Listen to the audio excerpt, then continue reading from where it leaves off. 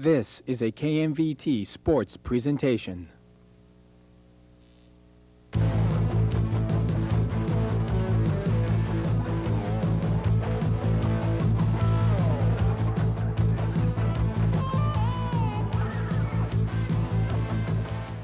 They meet again. Bellarmine and St. Francis will battle tonight for the right to play in the CCS Division I championship game next weekend, probably against Oak Grove. And this is the 48th meeting between these WCAL rival schools. Hello again, everybody. Andre Polizzi along with Johnny Reed tonight. Our producer-director is Lazarus Sargenides. We are at Jaguar Stadium at San Jose City College. There you get a good look at the St. Francis contingent across the way and the teams going through the coin toss right now. And this should be a dynamite matchup tonight. These two teams will both have revenge on their minds. St. Francis will have revenge on their mind because earlier this year, St. Francis lost their 6th straight under head coach Mike Mitchell, first-year head coach. And Bellarmine beat them in that 6th game, 20-13. Tim Foley scoring on a 20-yard touchdown catch with just 14 seconds left to give Bellarmine the victory. So St. Francis wants to avenge that loss. They've won 5 in a row since then. And Bellarmine will have revenge on their mind because in last year's CCS playoffs in the Division I championship game with Bellarmine the #1 seed, St. Francis's Charles Tharp, who has had a great season and is here tonight, ran from a little over 30 yards out to give St. Francis the win with under a couple minutes to go. And Johnny, both teams with revenge on their mind. These two schools, rivals forever. And both of them tonight will try and knock the other out of the playoffs again as we see the championship bracket. Yes, of course, Oak Grove hold the hammer, probably facing the winner of this game. They should beat Hollister. Last year's game was one of the great games of all time as we get set for another good one tonight. Johnny and I will talk in a minute about how both these teams are going to try and attack each other. But first, the kickoff from Brian Bell, and it's taken in the end zone by Tim Foley, who scored that winning touchdown catch to begin things off. The winner probably to get Oak Grove, although Oak Grove, of course, must beat Hollister, as you saw the graphics. And we know, Johnny, that St. Francis is probably going to try and run the ball with Charles Tharp. I think Bellarmine's probably going to try and do the same thing. Yeah, look, both teams are going to have to be able to run the ball here and control it. Of course, Tim Foley, number 42, the big rusher, the senior for the Bells. And of course, Charles Tharp, one of the great runners of the Bay Area here, and winding down his career, number 21 for St. Francis. Bellarmine 10-1 on the season. Their only loss to St. Ignatius, who finished at 3-2 and just missed the playoffs. Hand off to Foley, pitch to Foley. He tries the right side, and a big gain and a first down right off the bat. And Johnny, this is what we talked about. Both teams going to try and establish the run, and the Bells immediately going to Tim Foley. Boy, big vacancy on the left side for the Lancers. Foley, simple pitch play, and all of a sudden he was all alone. Good speed by Foley. Gain of about 21, check it, 16 on the play. Mike Janda there in the distance. There you see him in the back. Tim Peterson there with the headset and the glasses on your right. The Bellarmine coaching staff. Peterson helps with the defense. And Mike Janda, the team's head coach. Bellarmine, as we mentioned, 10-1. The only loss to St. Ignatius. They beat St. Francis 20-13 earlier here this year, October 11th at San Jose City College. And Foley again gets about 4 this time. It'll set up 2nd and 6, but already the Bells are moving. And there you see Mike Mitchell, the St. Francis head coach, started off his tenure 0-6 with that 6th loss against Bellarmine. Since then, St. Francis has gone 5-0. They won their playoff opener last week, trouncing Live Oak 35-14. Charles Tharp, 222 rushing yards, 2 touchdowns. The Lancers dominated a team that beat them earlier in the year, shutting them out, as a matter of fact. Handoff and up the middle again. Tim Foley's going to get about 3 more. And it'll set up 3rd and a long 2. And the Bells just continue to pound it on the ground, and you see the all-time playoff record. St. Francis leads 5-3, and Johnny, overall in the series, in 47 games, 27-20 Bellarmine. These schools play all the time and a lot. This tradition goes a long way. They've had some great games over the years, and probably one of the best ones, again, was that CCS final game last year. Won by St. Francis on that run by Tharp with a couple of minutes to go. And hopefully we'll have as classic an ending of some kind today. The Bells try a handoff up the middle. They are going to be Very close. Well, they do have a first down, and picking it up was Mike Chicos. Chicos, 5'10", senior. And he got up there and just pounded forward for enough yardage to get the first down. 4 plays, 4 straight runs for the Bells. Trying to win the battle of the line of scrimmage. It's smash mouth football. No surprises. Bellarmine last week, with Foley rushing for 110 yards in the playoff opener against Independence, shut down Matuamaga's club 33-12 and advanced to this game. The option keeper by Gudo, and he goes nowhere. St. Francis has their first good defensive play of the game. They throw Gudo for a yard loss, and here's another look. Gabe Garcia, the sophomore, just shoots the gaps beautifully on that, and that's the way it's done. Only a sophomore, Gabe Garcia, number 55. Bellarmine facing a 2nd down and 11. And there you see Mike Mitchell exhorting his troops to do well. And the Lancers got revenge against Live Oak last week, looking for revenge against Bellarmine tonight. And then they hope to have revenge against Oak Grove, which also beat them earlier this year. Oak Grove undefeated. Throw by Guto is short, intended for Casey LeBlanc. Left side wide out, and the Bells will be left with 3rd and 11. Guto a little short on his first pass of the game. Good pressure by the Lancers. They came right in the angle what he was looking to throw, and they forced him to his right. And the Lancers stiffening up right here at midfield. Of course, big James Burley, remember the series he had, sealed the game last year at the end of the year for the Lancers, number 32. He's a real force. He's a big one. 3rd down and 11 for the Bellarmine Bells, third seeded in this CCS Division I bracket. Live Oak, who St. Francis beat, was seeded number 2. And here's a little screen pass to Foley. Foley getting across the 50 to the St. Francis 45, and he's going to be a bit short of the first down, and the Bells will be forced to punt. This one almost got enough yards. Looks like it just wound up short. That's a good call. Set up very well and a good initial block, but it looked like Foley went the wrong way. If he cuts inside, he might have had it. Of course, it's easy from up here. I said James Burley. It's Nick Burley, number 32. He's a presence offensively and defensively for the Lancers. Mike Janda sends out his punt team. Gudo, the quarterback, handles the duties himself. The ever-dangerous Charles Tharp back to return. Tharp gets it at his own 15-yard line. He's going to try and sweep outside, and the Bells grab him after a 3-yard gain on the return. And we'll get our first look at the St. Francis offense. And what a big year Charles Tharp had, Johnny. Yes. Counting last week's game, of course, 1,743 yards for Charles Tharp, 15 TDs. And again, I've been watching prep football for since the early 60s, and he's as good as running back as I've seen. He's just really strong for his size. This has been the year of the running back in the CCS. Michael Geeter of Hill had a big year, and of course, Paul Ugenti of Leland just having a dominant year, and Charles Tharp, of course, right in there too.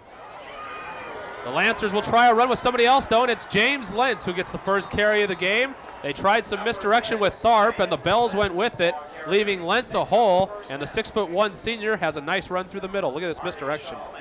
Exactly. Tharp up the middle, drew a lot of attention, a counter, good cut, and then a good belly outside by Lentz. He's also a dangerous threat. And Jason Luker, the junior quarterback, number 24, at the helm for the Lancers. Luker's been passing about 10 to 15 times a game, but he hasn't had too much success. Played pretty well last week, although Lancers dominated on the run. And Luker going to pass on his second play of the game, and it's complete right side. Making the catch is Tharp as he spread out on a wing spot, and the Lancers are just shy of the 50-yard line. 1st down and 10. The Lancers moving the ball, and a good pass on Luker's first try. 2 plays, 2 big plays for the Lancers. Let's watch it. They spread everybody out. Nobody in the backfield. And Tharp from way right comes in a great pass by Luker.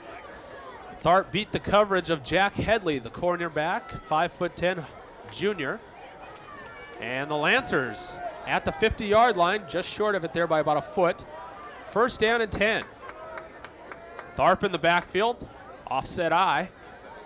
Here's a give to Charles, up the middle, big hole.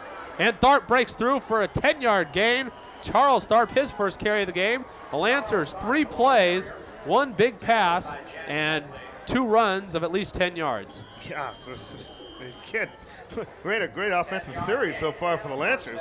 3 plays, the smallest, that's the smallest gain so far, 10 yards. They've totaled about 32 yards and maybe more on that on 3 straight plays.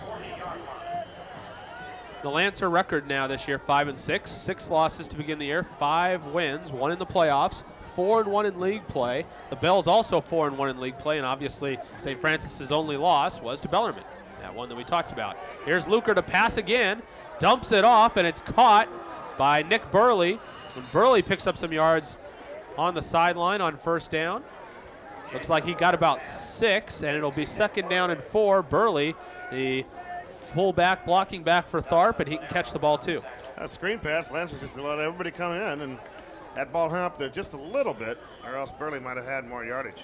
Right now, Johnny, it seems the Bellarmine defense is kind of unsure what St. Francis is going to run. They were keying on Tharp, and St. Francis mixing it up. Oh, great job by the Lancers mixing it up right now. 2nd down and 4. No mix-up this time. Handoff to Tharp up the middle. He's going to have about 3 and be just short of a first down. They'll set up 3rd down and short. And Charles Tharp right up the middle. There you see Tharp, the vitals on Charles. 5'10", 185-pound senior.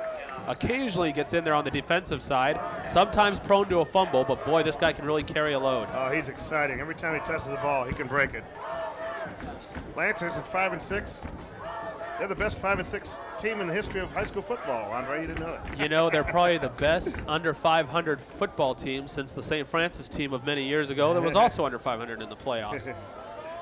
Tharp last week, 24 carries to get those 222 yards and 2 touchdowns. 3rd and short. Tharp up the middle, no problem. First down. He got 3 more, and it'll be 1st and 10 Bellarmine.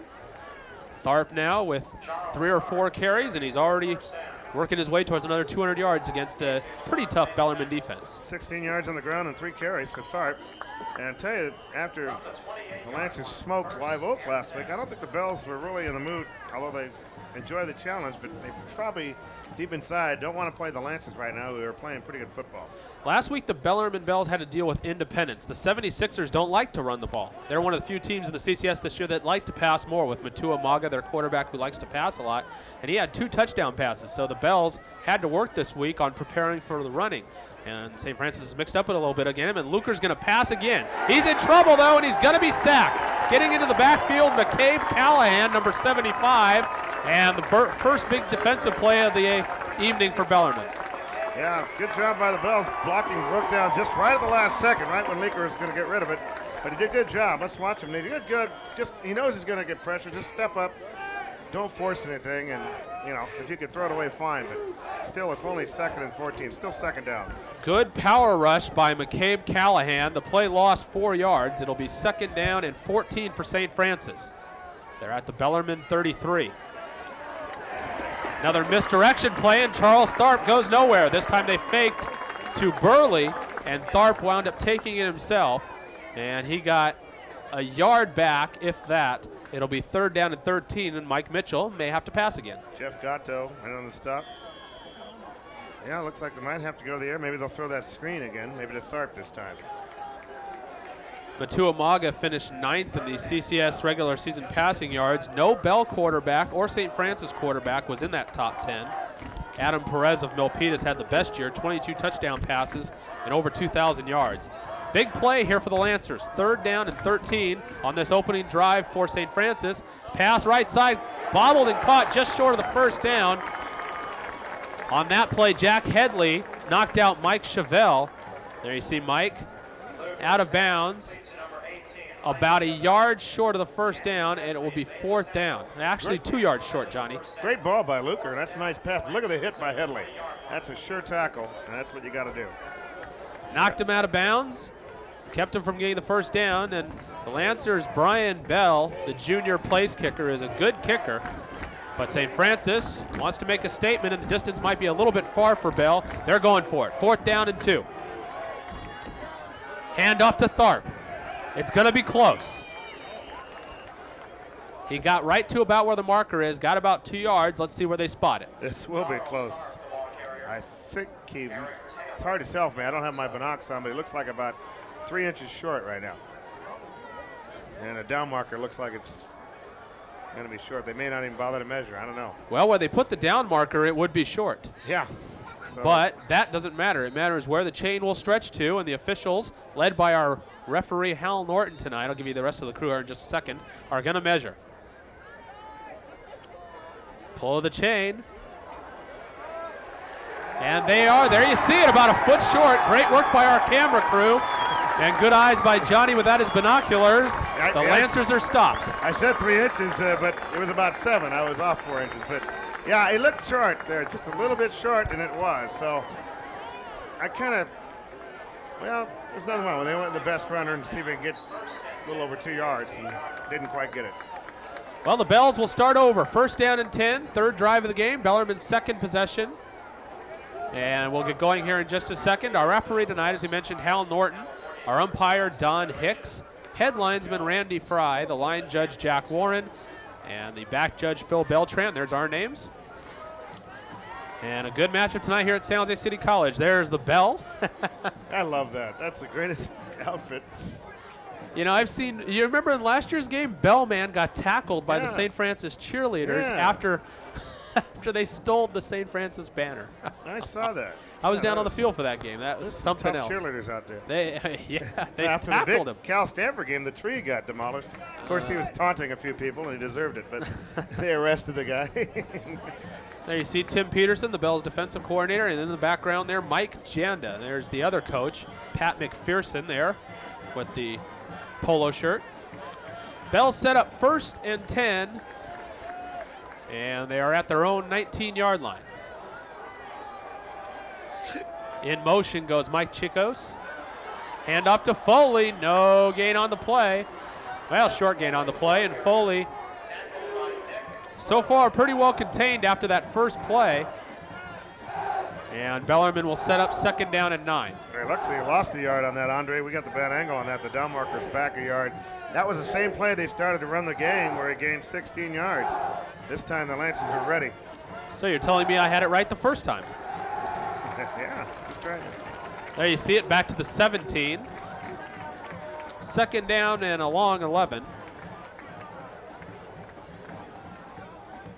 And Guto gonna pass. He has Foley. Foley falls down as he catches it. And that will get it back out to the 20-yard line. So now they'll have about 3rd down and 9. And Bellarmine kind of unsure of what to do on this possession. Well, that's too bad. It was a bad pass because, Checkett Foley was one-on-one out there with Pavlovich. If he gets by Pavlovich, he's got a lot of room to run. Pavlovich, one of the biggest players on the field tonight, 6'4" senior, 210 pounds. There's Tom Guto. His vitals, the punter and quarterback, 6' senior. And now he's going to pass, 3rd down and 9. St. Francis, good rush. They're going to get him, and they do. Big sack. Jason Trena, number 89. There you see him, 6'3" senior. And Trena got in there and made the play. Guto, this is kind of a coverage sack, Johnny. Oh, it's a great coverage sack, but he has to get out of there. That's way too long. You're not going to have that much time. You got to either just take off running. And I think he might have had room to run if he'd be taken off right away, but the longer you hold it, it's just not going to happen. Good work by the St. Francis secondary not to let anybody from Bellarmine get open, and Guto will punt. Back to Tharp. Tharp's at his 45. This one's going to go out of bounds in Bellarmine territory. He takes a really bad bounce for the Bells. Bounces back towards their 35-yard line, and St. Francis will get it at about the Bellarmine 37 or 38. The 38-yard line, and Tom Guto talking to Mike Janda about what this team's going to do. Yeah, Lancers are up and at him with a play right now, so go ahead. Right on the ball with the Lancers. Lancers want to get that touchdown that they were denied on their first possession when they were stopped on 4th down and 2. Tharp missed the first down by a couple inches. There's a handoff to Burley up the middle. And Burley for a couple. It'll be 2nd down and 8. Nick Burley's a big, big fullback and a real threat, and he's got good speed. But talking about the crowd tonight, Andre, look at this overflow crowd. Parking was miserable. I got here about 20 minutes before game time and had to park down the street. Good crowd tonight. This game was originally supposed to be, Johnny, at Powell Stadium, but they knew they wouldn't be able to fit everybody in there. No. And looks like they were proven right, huh? Luker on the keeper. He has a hole right side on the sweep. The off tackle play works, and St. Francis picks up a first down. Luker calls his own number, probably an audible, and he got it. Yeah, Luker, good job there. And nice little belly. Right at the last second, had 2 or 3 defenders fooled. Of course, Tharp was the pitch man. Homestead and Aragon originally supposed to play here. But stadium sites switch. They're playing at Powell while this game's going on. First down and 10 Lancers on the Bellarmine 25. Up the middle again. That's Tharp. And he's got 3, second down and 7. Tharp has been really contained his last 4 carries. He got 10 initially, and then the last 4 carries he has a total of 10 for a little over 2.5 average. And the Lancers not able to get another playoff. We have come to the end of the first quarter. 3 drives, 2 by Bellarmine, wind up in punts, and 1 St. Francis play stopped on 4th down. At the end of 1 at San Jose City College, it is St. Francis nothing and Bellarmine nothing, and the CCS Division I semifinal continues here on KMVT Channel 6. Second quarter set to begin here at Jaguar Stadium, San Jose City College. Andre Polizzi along with Johnny Reed. Lancers with a second down and 7, and now Tim Cross going to take a handoff.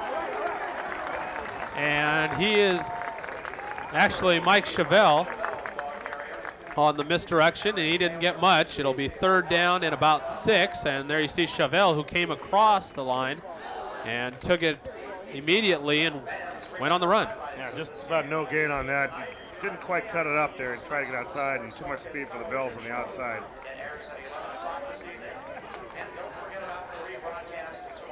So the Lancers with 3rd down and 6. They're at the Bellarmine 20-yard line. And a pass over the middle to Burley. And Burley will have the first down. He will get inside the Bellarmine 10-yard line. And it will be first down and goal for the Lancers. The Lancers with the deepest penetration of the game so far, but they had good field position to start off with. Yeah, it's a nice little play. Burley's a big target in there. About 8 yards on that for Luker. Lancers trying to break the ice here, early second quarter. First and goal just inside the 10-yard line. There you see the marker just a second ago. The down marker was just inside the 10-yard line. That indicates first and goal because the chains are not up. Luker under center.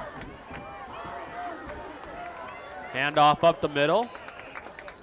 And Tharp will get about 2. It'll be second down and goal.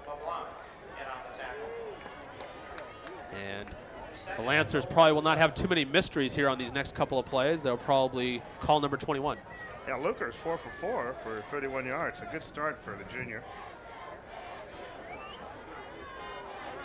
A lot of seniors on this offense except for Luker.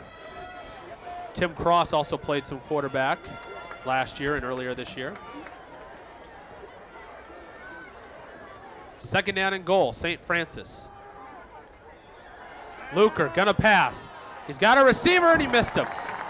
Brad Altick, number 5, 6-foot senior, dived for that one but missed. As soon as they said he's 4 for 4, you knew he's going to throw an incompletion, but I'm with you. I might go with Tharp a little bit, but Tharp's been bottled up the last 5 carries, gaining no more than 3 yards a pop. Tharp stayed in to block that time. You saw it on the right side of your screen, and the pass to Altick led him just a little bit long, and Brad dove for it but couldn't reach it. Third down and goal.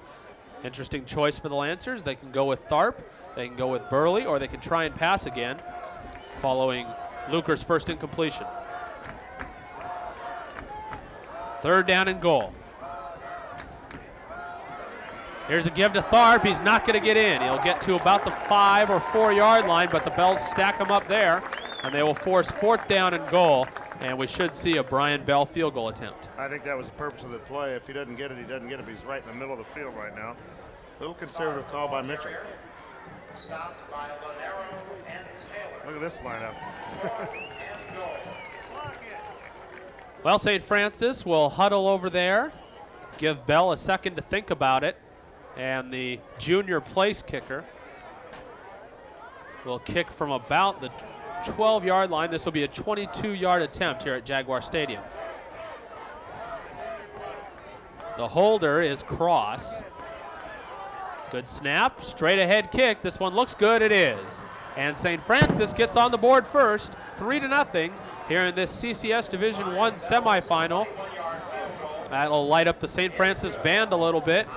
And the Lancers take advantage of the good field position following the bad punt, and they go for a field goal. Very conservative play call on third down, of course, by Mike Mitchell, but yet he's looking at 3 points. He's got the sure field goal. He doesn't want to have a sack and make it tough or even a turnover if he drops back to pass on the obvious passing down. The Lancers just want to get on the board, put a little pressure on the Bills to score.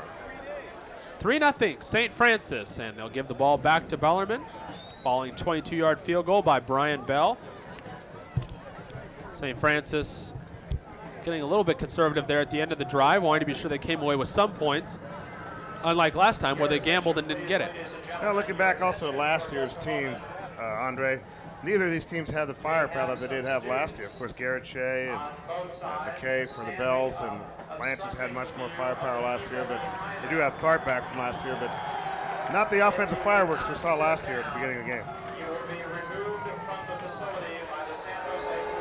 Bell's kickoff goes through the end zone. It'll be a touchback, and Bellarmine will get it at their 20-yard line.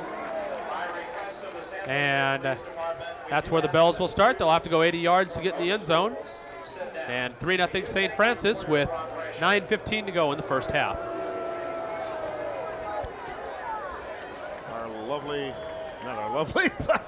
Our own and wonderful Brian Burkett making a public address announcement and got the crowd's reaction on it.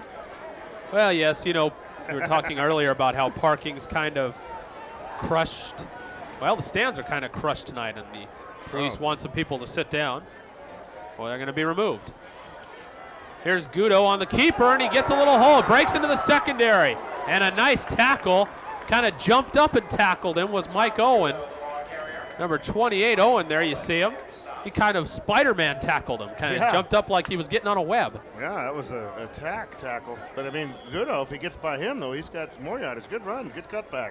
He made the right idea, and it was a good tackle. He didn't go for the fake.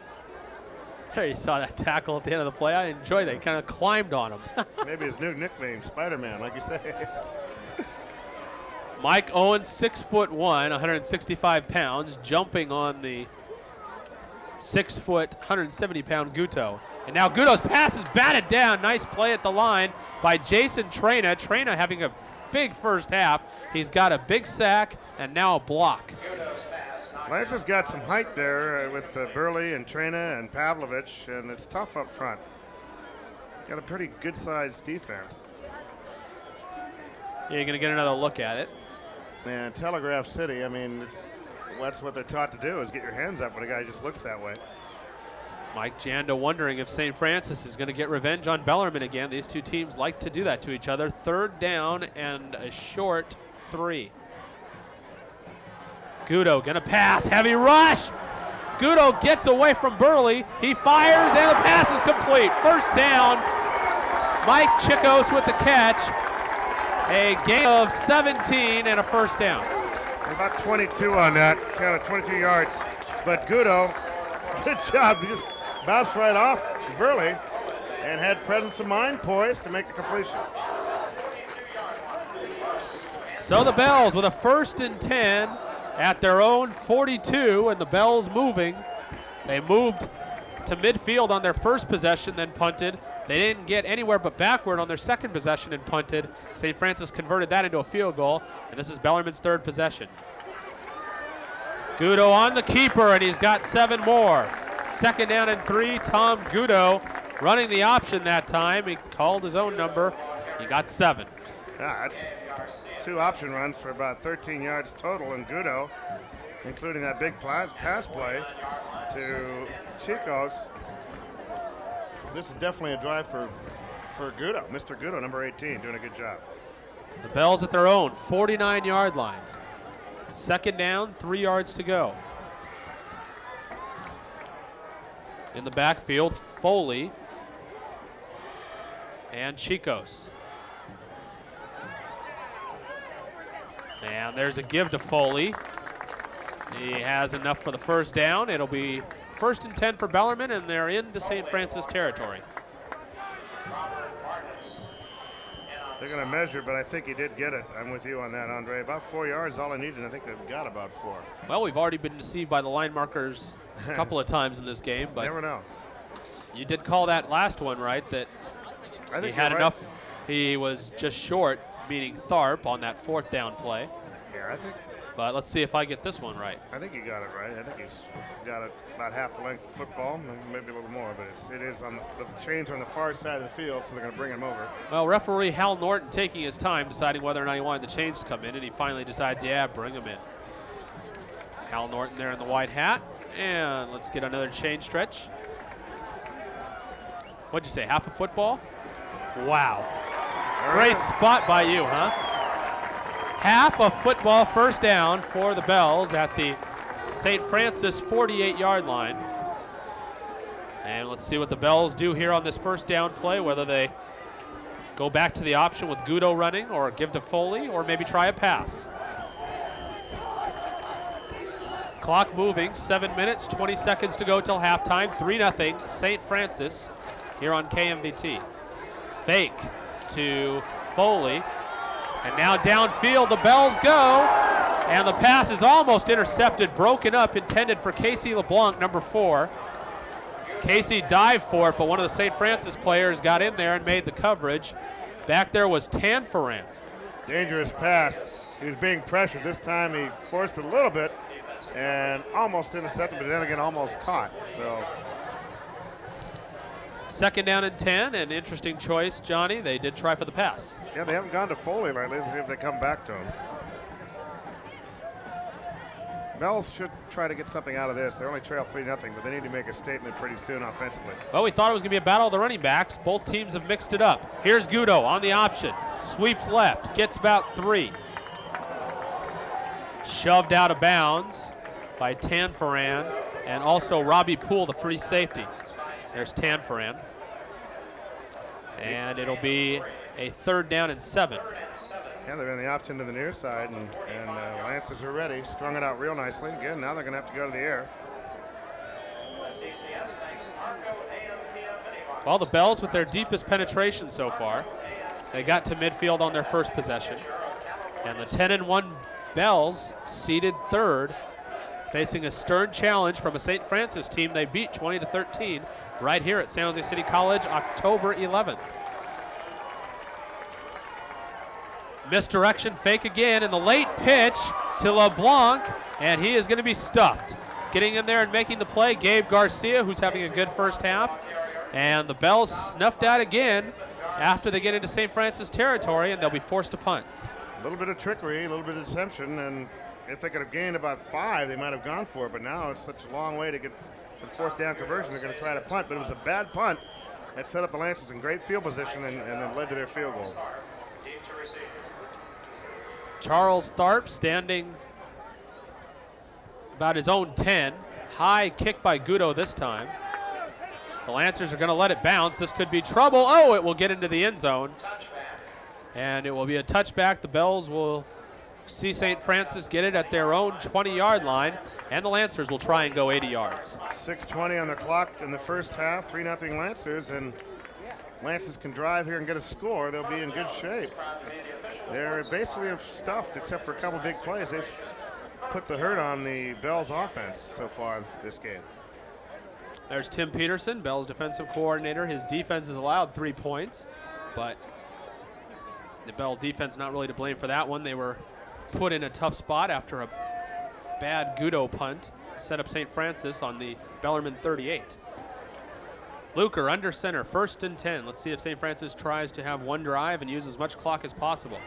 They're going to pass right away. Luker has a man wide open. That's Mike Chavelle again. And Chavelle will have a first down. The Lancers starting to move the ball, and they are passing a lot more than we thought. Well, Luker's really been the story so far, and Tharp breaks open, wide open over the middle, but he's got a few people open, and good job by Luker. He found about 3 people that were open on that play, and he found one of them. Well, it appears St. Francis during practice this week must have decided that perhaps Bellarmine will be expecting us to run. We'll try and mix it up as much as possible, and it seems they're passing more than they're running. Passing on first down. Good play calling by the Lancers. 6:11 to go, first half. Now Charles Tharp, and he has some room. Sweeps left, has a first down, has 15 yards, shoved out of bounds. And the play made by Marty Shull, a 6'2" junior. Charles Tharp, 15 more yards, and a St. Francis first down. Yes, and Tharp getting it rolling right there. Luker 5 for 6 for 58 yards. The field goal by Bell, the lone scorer for the Lancers. They lead 3-0, and Tharp, a big gainer. That's the first double-digit gain he's had since his first carry. It may not be the last, though, as this Bellarmine defense is on the field more and more. Tharp had a decent game against him the first time, but it was not enough. Here's Luker, gonna pass again on first down. It's to Tharp, and he goes nowhere. There's a fumble. The ball is loose. It appears that the Lancers got it back. As a matter of fact, Luker got to it himself on the Tharp fumble. They lost 5, and that's a fumble by Tharp. And that time they were keying on Tharp enough to have a spy on him, and it just was totally smelled up. Everybody knew that ball was going to Tharp. There was no deception, and that play was a bomb from the beginning. Matter of fact, Johnny, the spy was Casey LeBlanc, the Bell's wide receiver who also plays safety, number 4. There you see him there in the middle of the secondary out by the line judge. And now going into the tight end defensive spot. Second down 15. Luker, short pass over the middle, and Burley gets away from one guy. He will get back about 3 yards. It'll be third down and 12 for the Lancers. Burley on the short pass, but the Lancers showing they're not afraid to go right back to the pass after one play loses 5 yards. Yeah, got to go downfield a little bit more than that. That play is not going to go anywhere. You got too many yards. You got to go at least 10. Give yourself an opportunity. Now they got such a long way for the first down. St. Francis, a 3-0 lead. Third down, 13. They are at their own 45.5-yard line. 3-0 St. Francis. Tharp in the slot. Cross wide left. Luker going downfield. And the pass is picked off. Number 42, Tim Foley, will have his biggest highlight of the game. He hasn't had a chance to do much on offense. He does get the interception here and a turnover by the Bells. Yeah, but this is like a medium-sized punt. It's no big deal, really. Yeah, Bell fans got excited, but if they're going to punt it, you know, barring a good return, but if they would have punted, probably boosted enough, Lancers would have covered it, and they probably would have been right about there anyway.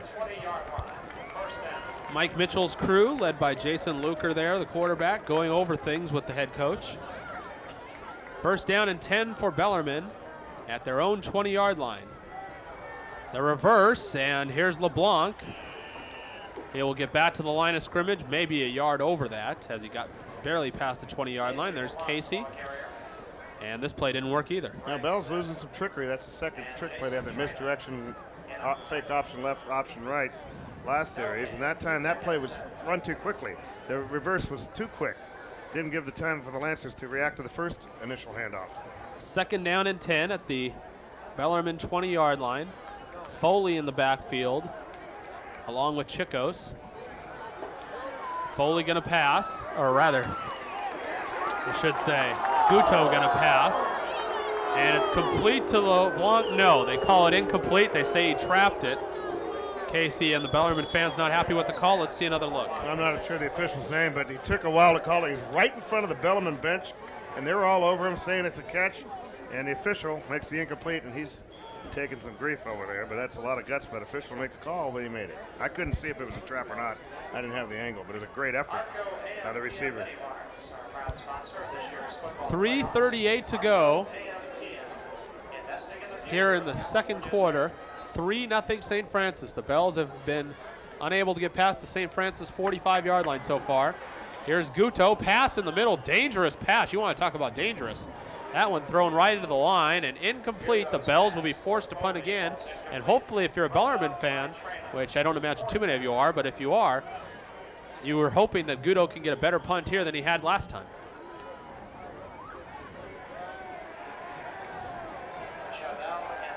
Gudo back in his own 7-yard line. This one's right down the middle. It's going to be taken by Chevelle. And he gets across the 50. He's into Bellarmine territory, down to the 40. And brought back around the Bellarmine 40. St. Francis with 3:22 left and all 3 timeouts. And this is a nice run back by Chevelle. That's a great run back, and one more man, and he is gone. There was a clipping flag on the play, though, and this will move St. Francis back. 3:22 left first half. That's our first flag of the night, if I'm not mistaken. Part of why this game's going so quickly. Running, no flags, very few incompletions. It's a spot foul, of course, so this will move St. Francis all the way back to their own 35. And be interesting to see what they do, Johnny. Do they choose to protect the 3-0 lead and just try and run out the clock, get a couple first downs? Or will they continue to mix it up, pass the ball, and go for another score?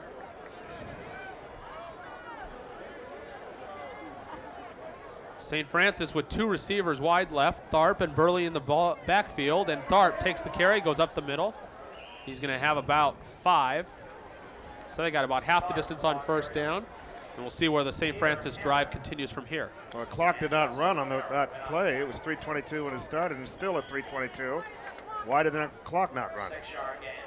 Well, you got a good point. Now it runs. That may aid the Lancers. I tell you, if it comes down to another play, an additional play, the Lancers will get a break.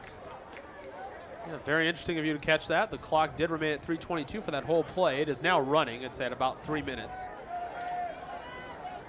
2nd down and 5 for St. Francis. In motion, Tharp. Here's Luker, heavy pressure. A flag comes in as Luker is sacked. Might be a hold on the Lancers. That's usually the call there. Here's another look at the sack play. The Bells will probably just decline this, seeing how they got St. Francis for a loss, and they can tack it down on him and face like 3rd down and 10. And it is declined. Yeah, I couldn't pick up the guilty party, but the Lancers are gonna, it's 3 minutes, they gotta be conscious of the clock. I think they have all their timeouts left. Yes. But they can't be too nonchalant, because they do have a fair amount to go. It'll be about 3rd and 13. And a chance for the Bells right here, Johnny, to make a defensive stand, and they still have all 3 timeouts. Maybe get some decent field position and go for a drive of their own. That's right. Big play right here. So a big play to see which way this first half is going to finish up. 3rd down, 13. Luker gives to Burley, and another flag, perhaps another holding call, as Burley gets about 6. But let's see what the penalty is. I think the Lancers had a couple guys in motion there. Tharp just stood there. A couple guys on the left side just stood there. They got to go and lay a block. Something's wrong. Illegal motion against the Lancers. They had two men in motion at the same time, and you can't do that.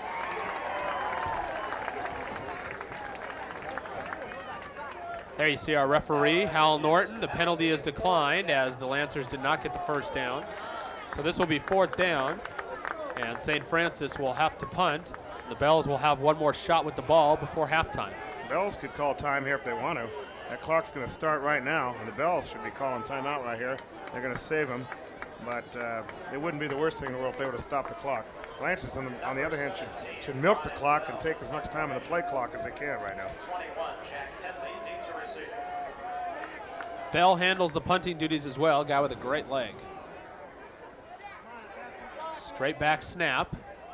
And Bell with a bad kick. This one's going to also take a Bellarmine bounce, and it goes out of bounds at the Bell 45-yard line. So St. Francis has a 3-0 lead. Both punters have had one bad punt now, and given the other team good field position, although St. Francis's was a little better.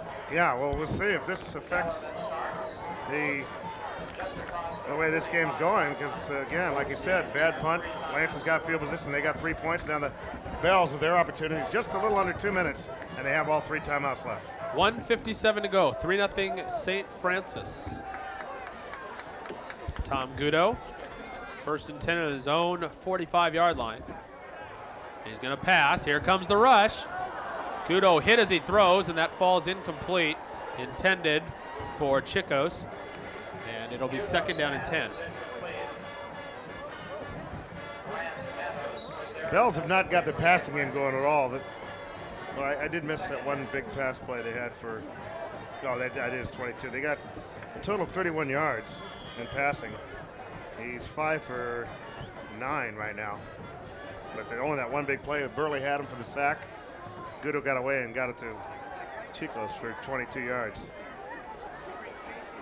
Clock stopped on the incomplete at 1:52 to go, first half.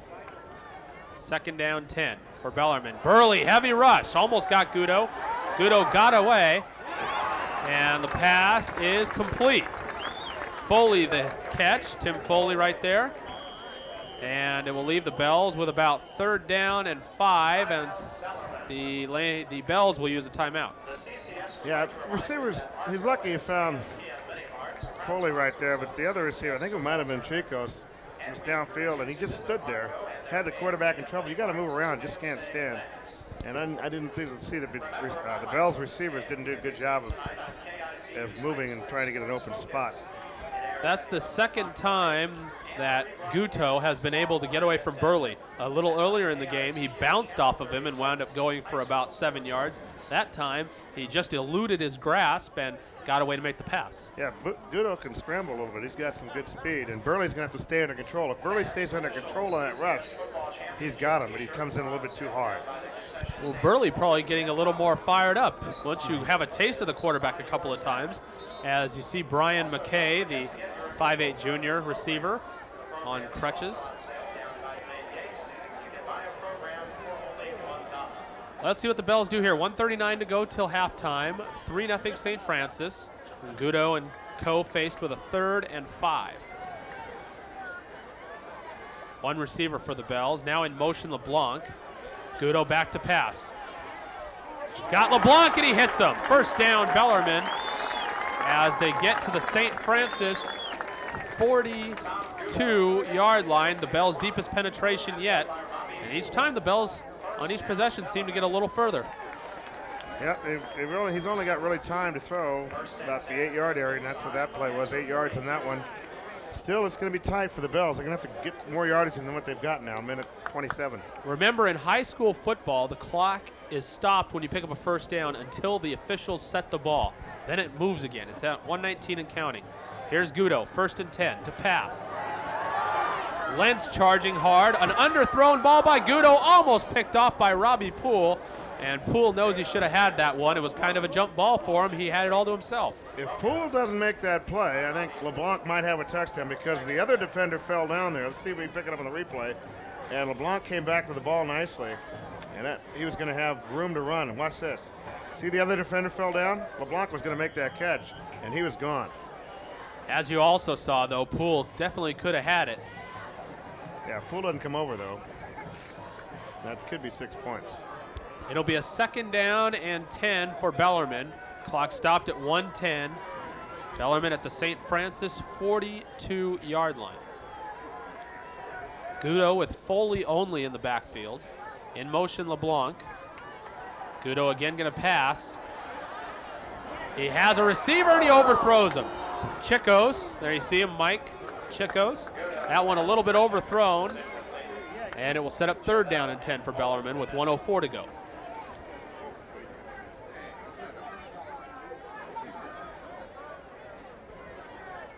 Bell defense reviewing some stuff for the second half, or if St. Francis should get the ball back. 3rd down and 10, 1:04 to go till halftime, 3-0 Lancers, and Mike Mitchell probably pretty happy about the way this first half's gone, although I'm sure he'd like to see it be 7 or 10-0. His defense has been stingy when Bellarmine has crossed the 50-yard line. This is the farthest Bellarmine's gotten so far, the St. Francis 42. In motion, LeBlanc, 3rd down and 10. Guto overshoots LeBlanc, and it'll be 4th down and 10. And that's 2 plays in a row, Johnny, that Guto has not been able to hit his wide open receiver.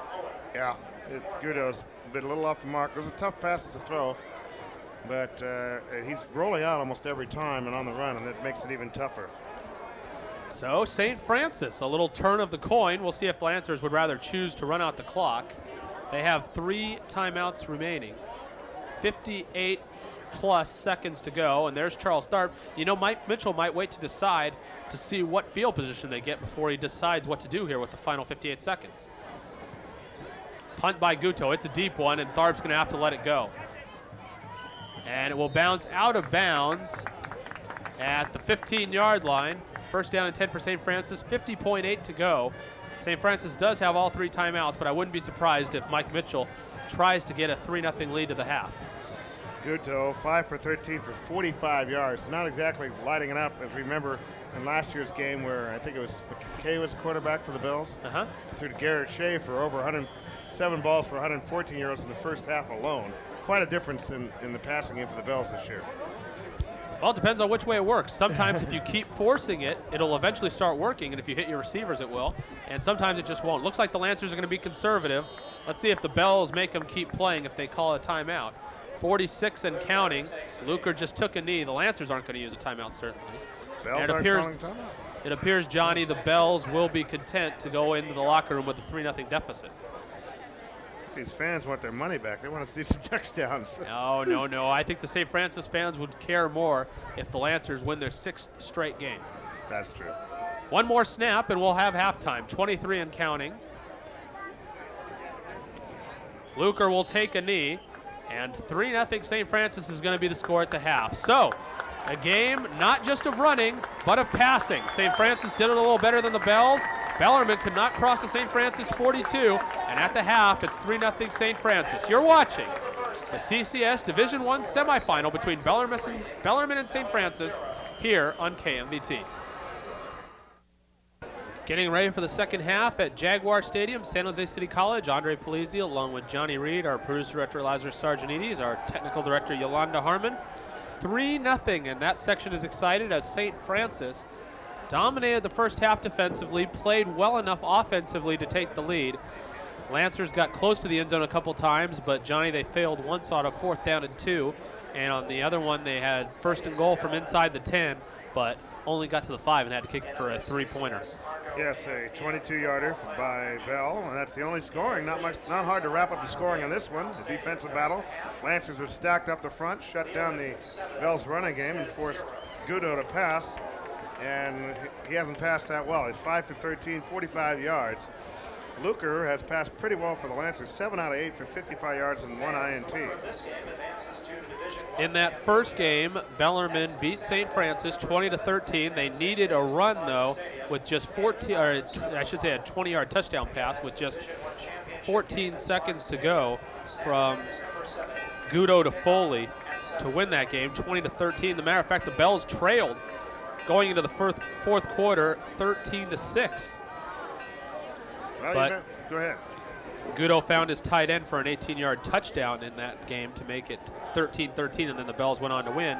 But if you're the Lancers, you played great in the first half defensively. If you can get a couple more scores and keep the Bells from crossing your 42 like you did in the first half, you could shut this team out and win. Yeah, they've contained Foley for the most part, 28 yards rushing on 5 carries for Mr. Foley. But Guto has been pressured on the run for the most part, rolling to his left. And the Lancers have done a good job of pressuring Guto. Mike Cellino, the Bells kicker, will kick off. St. Francis will get the first chance here in the second half. The Bells received the opening kickoff and had to punt. Only one turnover in the game, a St. Francis interception. As Jason Luker threw it to a Bell. Matter of fact, it was Tim Foley that picked that one off. Trouble on the kickoff. Tharp finally gets a hold of it, and now he's got some running room. Breaks into the Bell defense on the special teams. And Tharp takes it out to the St. Francis 39-yard line, so decent field position on this run by Tharp. That's unbelievable. Look at the burst by Tharp. That is so hard to do when you're not on the run like that, but he has such a great burst from a standing position, and sometimes that does happen on a muff kickoff. You get the big return. Adam Angelo with the tackle on special teams. And first down and 10 St. Francis, their own 39-yard line. It'll be interesting to see if the Lancers try and continue to mix it up or if they will try and work some clock here and go down and have one good drive. They put a thorn in the Bellarmine plans tonight to try and get back to that championship game that they lost last year to St. Francis. Across the 40 goes Tharp, gain of 2. It'll be 2nd down and 8. Charles Tharp had a decent first half, huh, Johnny? Well, only 43 yards on the ground, 8 carries.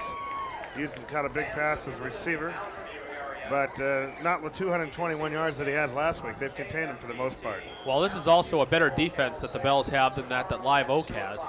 Live Oak, believe it or not, shut out St. Francis 9-0 earlier this year when the Lancers were still trying to figure out what kind of offense they had besides Tharp. Tharp in motion, 2nd down and 8. Luker gonna pass. St. Francis is gonna keep up the same kind of offense they had in the first half, and this is complete down the field to Grant Mattos. Number 80, the wide receiver right there, and Grant Mattos, the young sophomore, one of the youngest players on this varsity, with a beautiful catch over the middle and a great throw by Luker. Oh, nice catch by Mattos. Again, Luker's not afraid to fire the thing, playing loose 27 yards in that reception. Mattos, a good run after the catch. And St. Francis not afraid to continue to mix it up, Johnny. They've really had the Bellarmine defense guessing the whole game. Done a great job in that area. The Bellarmine fans making some noise, trying to get behind their defense. But you've seen St. Francis move to the Bellarmine 35. Here's James Lentz. He had the opening carry of the game. He gets 3 yards this time. It'll be 2nd down and 7. James Lentz had a good run of more than 10 yards on the game's opening play when everybody was looking for Charles Tharp. And here he gets 3. Yeah, Mattos, another note on Grant Mattos, only a sophomore. So future looked good in the receiving corps for Lancers. Well, and the Lancers will have a little more experience next year because even without Tharp, they'll still have Luker, and Luker can throw to Mattos so they can establish more of a passing game, which has been kind of wicky-wacky this year. Inconsistent. Fake to Tharp. Luker gonna pass. Over the middle. It is caught! Touchdown, St. Francis. Mike Chevelle.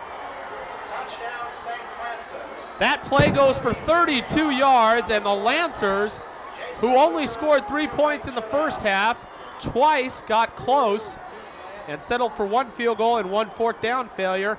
Look at this beautiful pass from Luker. Oh, great ball by Luker, right on the money. Nice reception. And Chevelle's got some good speed. I haven't seen him this year. And there's a sophomore again. So 2 sophomores making 2 big plays for the Lancers, and the junior Luker throwing to him. A rebuilding year for the Lancers indeed, huh? They've won 5 in a row, looking to make it 6. Brian Bell's extra point is good. The Lancers lead 10-0. And a shocking, sobering setback for the Bells on the opening drive of the 3rd quarter. The Lancers strike goes 61 yards following the Tharp kickoff return. A couple of big pass plays, one to Grant Mattos and the touchdown, Johnny, to Mike Chevelle. We're on the Bellarmine sideline. We're doing this up in the press box area, and the Bells are on this side of the field, and they are just shocked. Here's another replay, a big play, biggest play of the game so far. 32 yards on the strike from Luker to Chevelle, and Chevelle just blew by the defender.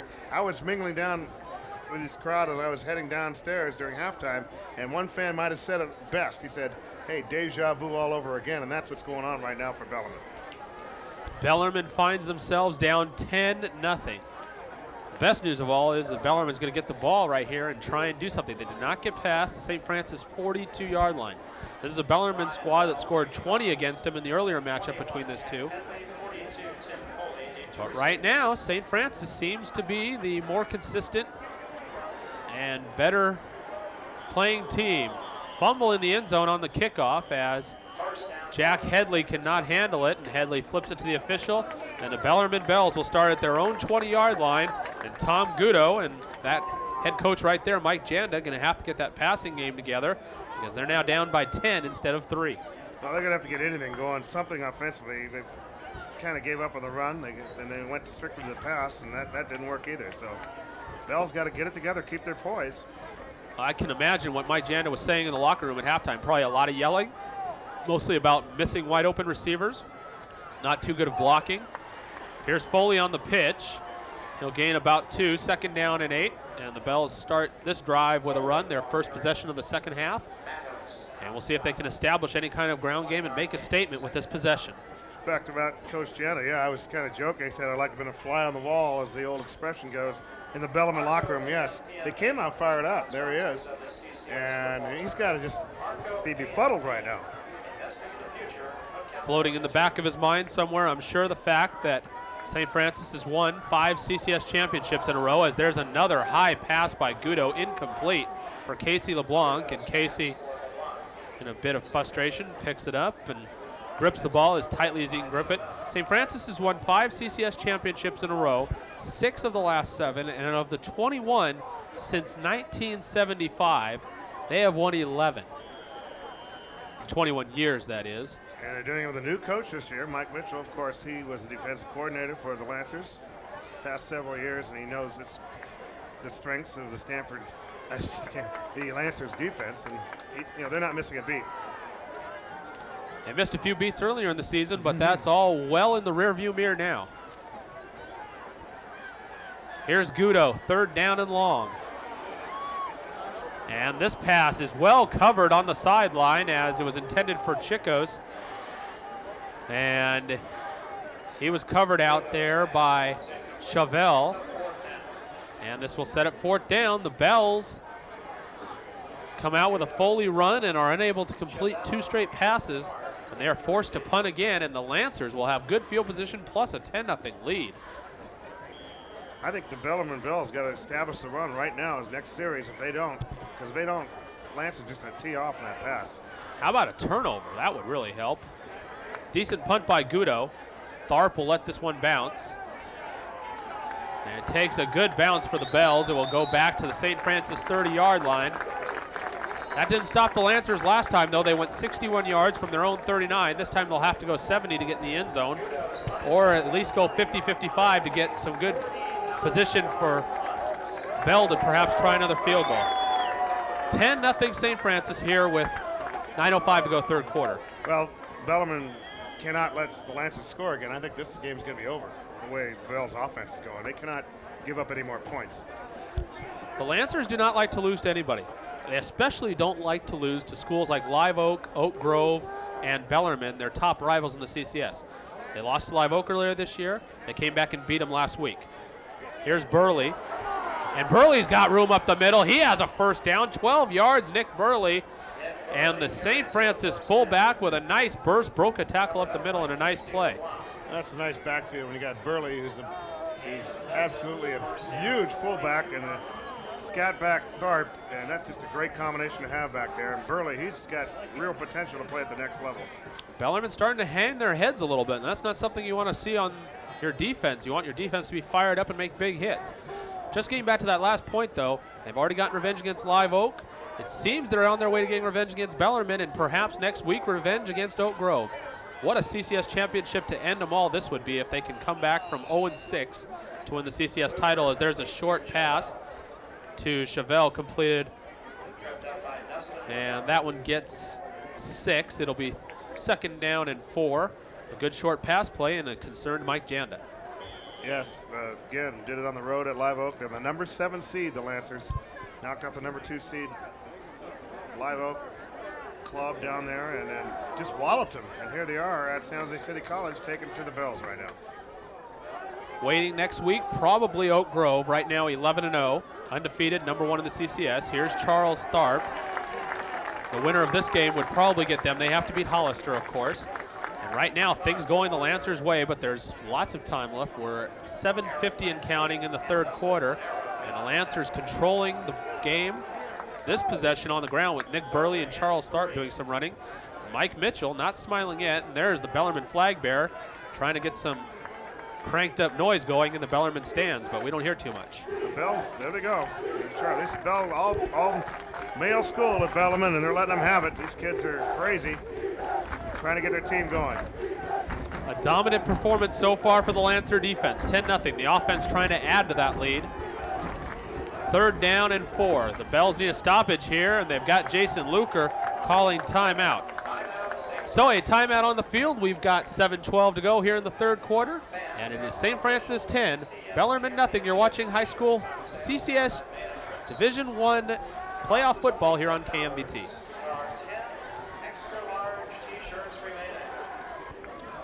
St. Francis fans hoping for a first down here and hoping to keep the ball. The Bells need a stop. They're down 10-0, 7:12 to go third quarter. Third down and 4. Big play in the momentum of this game. Luker throws, incomplete. Intended for Chauvel. And the sophomore can't haul it in. And the Lancers will be forced to punt, and a big stoppage for Bellarmine right there, Johnny. Very conservative call there. Again, just looking for about 3 receivers bursting in different spots over the first down marker. Not a good ball by Luker, rolling to his right. Luker's played pretty well, though, tonight. No, he's played very well.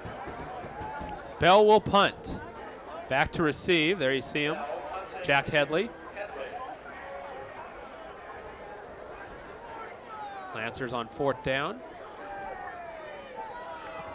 Clean snap. Decent punt angled away from Headley. Headley will let it bounce, and St. Francis will down it at the Bellarmine 13-yard line. Good coverage down there, getting down there. Jason Trena, who had a sack and a knockdown on a pass in the first half. He's played well tonight. And the Bells will set up deep in their own territory, 87 yards away from the St. Francis goal line. I think Trena could have let that roll a little bit. That might have gone another yard or two. Jumped on it. But Luker, 8 for 10 for 82 yards, 1 interception. And 1 touchdown, the only touchdown of the game, a 32-yard pass to Mike Chauvel. There you see the score on our KMVT box, 10-0.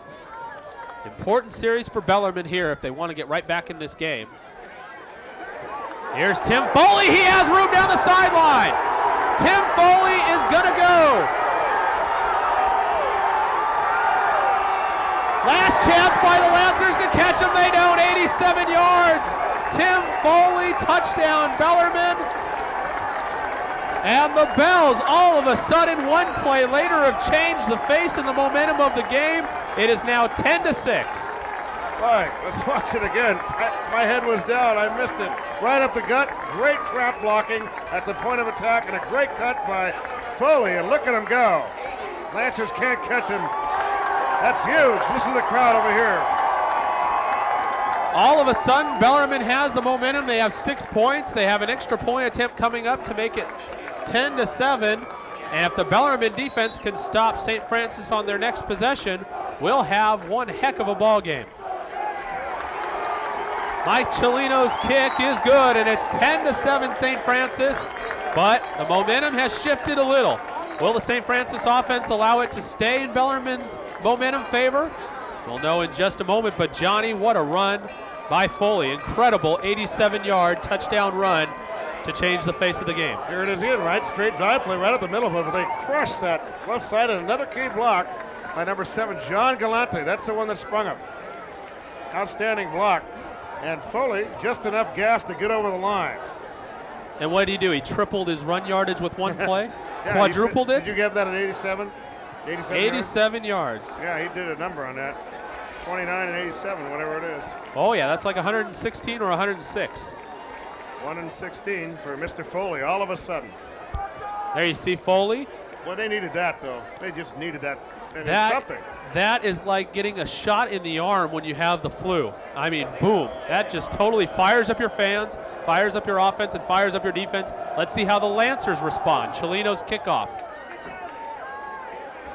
Bounces into the end zone, and letting it go is Chauvel and Tharp. And the Lancers will go 1st and 10 from their own 20. The Lancers have had a couple big pass plays of 30 yards. Mike Mitchell saying, hey, that kind of thing's going to happen, but let's do it ourselves. And Mike Jan is going to get a little fired up about that last run. Well, after a defensive first half, 3-0 at halftime, it's really picked up big time here. And the Bells fans are on it now. 10-7, 6:44 to go. Bell fans back in it, firing up their defense. Bell's playing a 4-3. Here's James Lentz. He's got a couple of blockers, and he'll pick up about 9. Gets a good spot, gets up with 10 yards, and he'll have a first down at the St. Francis 31-yard line. Yeah, about 11. They started at 20, but that was a nice misdirection play. It's been effective. The Lancers, I thought, Andre, were a little conservative in the last series. I think they're going to have to not sit on the lead. You said there was a lot of time, and look what happened. Well, you can always say there's a lot of time as long as you're within 2 or 3 touchdowns and you're still in the third quarter. Bellarmine was only down 10. Now they're only down 3. Here's Chevelle getting a carry, and he goes nowhere. 1st and 10 will become 2nd down and 12. Bell's defense a little fired up now. Oh, you bet. After Tim Foley rips off a run like that, that's going to fire up your offense, defense, special teams, your coach, your fans. Oh, it's going to fire up everybody. And you see the Bell offense, Tom Gudo there, number 18. I'd be happy most of all. A couple of his missed passes in the first half, helping keep the Bells off the scoreboard. Draw to Tharp might be a good play right here, but Tharp's in the slot, so they'll probably go to the air. 2nd down and 12. Luker looking deep over the middle. He's got Matos. Incomplete. Almost complete to Grant Matos, and Grant thinking I should have had that one. He made a darn good dive attempt at it and fell just short at the Bell 31. Here's another look. Matos is there. Not a bad ball at all by Luker. Right on the money. Matos should have maybe corralled that in. It was a great catch, but might have turned his hands the other way. Outstanding throw by Luker. I like his arm when I've seen him. No touchdowns in the first half. We've had 2 here in the third quarter, the first half of it alone. Tharp in the backfield, 3rd down and 12.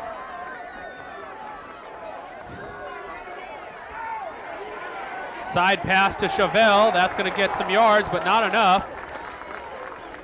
Loose ball at the end of the play, fallen on by Brad Altick.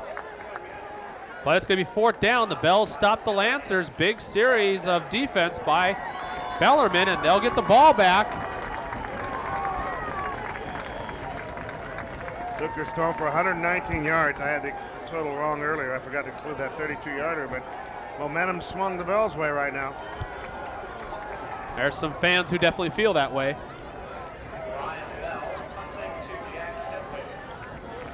Same setup. Brian Bell will punt. Jack Headley will return if it's kicked to him. Bell with a low line drive bounce kick, and Headley's going to have to let it go.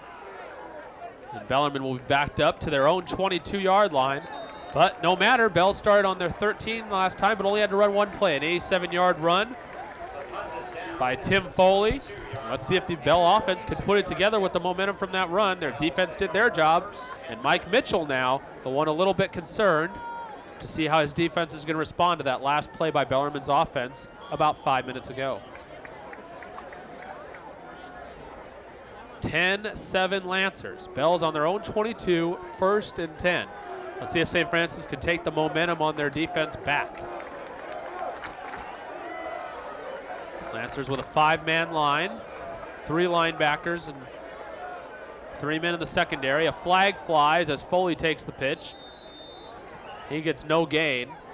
And let's see what this penalty's about. I think it's on the Bells, and that would be the first penalty of the game on Bellarmine.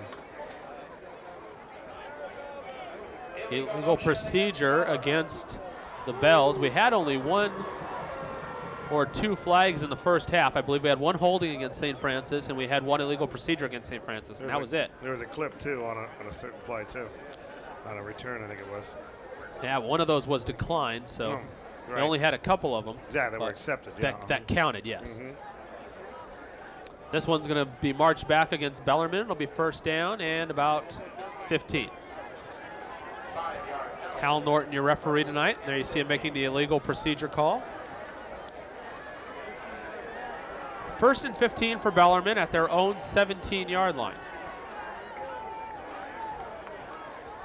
Lancers will go with 4 linemen this time. In motion for Bellarmine Chicos. Gudo with lots of time. And the pass is complete to Chicos. Going for the dive to try and knock it away was Robbie Poole. He missed, and it went right to Chicos, who made the catch for a 1st down. Yeah, about 20 yards on that. Let's watch the replay. Good job to get his knees down right there, so he is down. They spotted. So Guto, he had all day to throw there. Could have done his homework and wrote a book. Good protection by the Bellarmine offensive line, led by B.J. Brust. You can hear the Bellarmine fans making some noise with their feet, stomping on the Jaguar Stadium stands. Here's Foley, sweep left. Cut back a little to the inside, and he'll gain 4.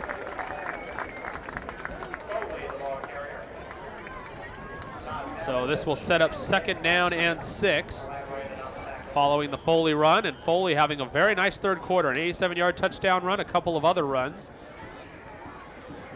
And the Bellarmine offense suddenly has come to life.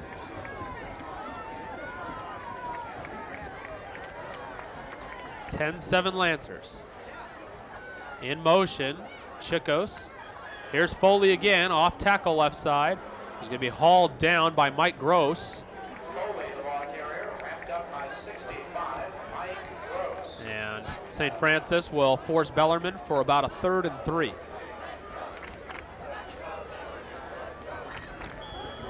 Gross, a big guy, 6'4", 230 pounds. One of the co-captains. Along with Pavlovich and Burley, a couple of the biggest guys on the team. 2:49 to go, third quarter. 3rd down, 3. Gudo's gonna be sacked. Gudo wrapped up by Burley, and Burley, we talked about it earlier, didn't get to Gudo quite the way he wanted to the first 2 times. One time bounced off of him, the other time just missed him. This time, Burley got him. Yeah, that play was going nowhere right from the beginning. Lancers had that one diagnosed perfectly, and Burley having a fine game. Just when it looked like the Bellarmine Bells had their offense together, they are forced to punt. Charles Tharp back at his own 25-yard line.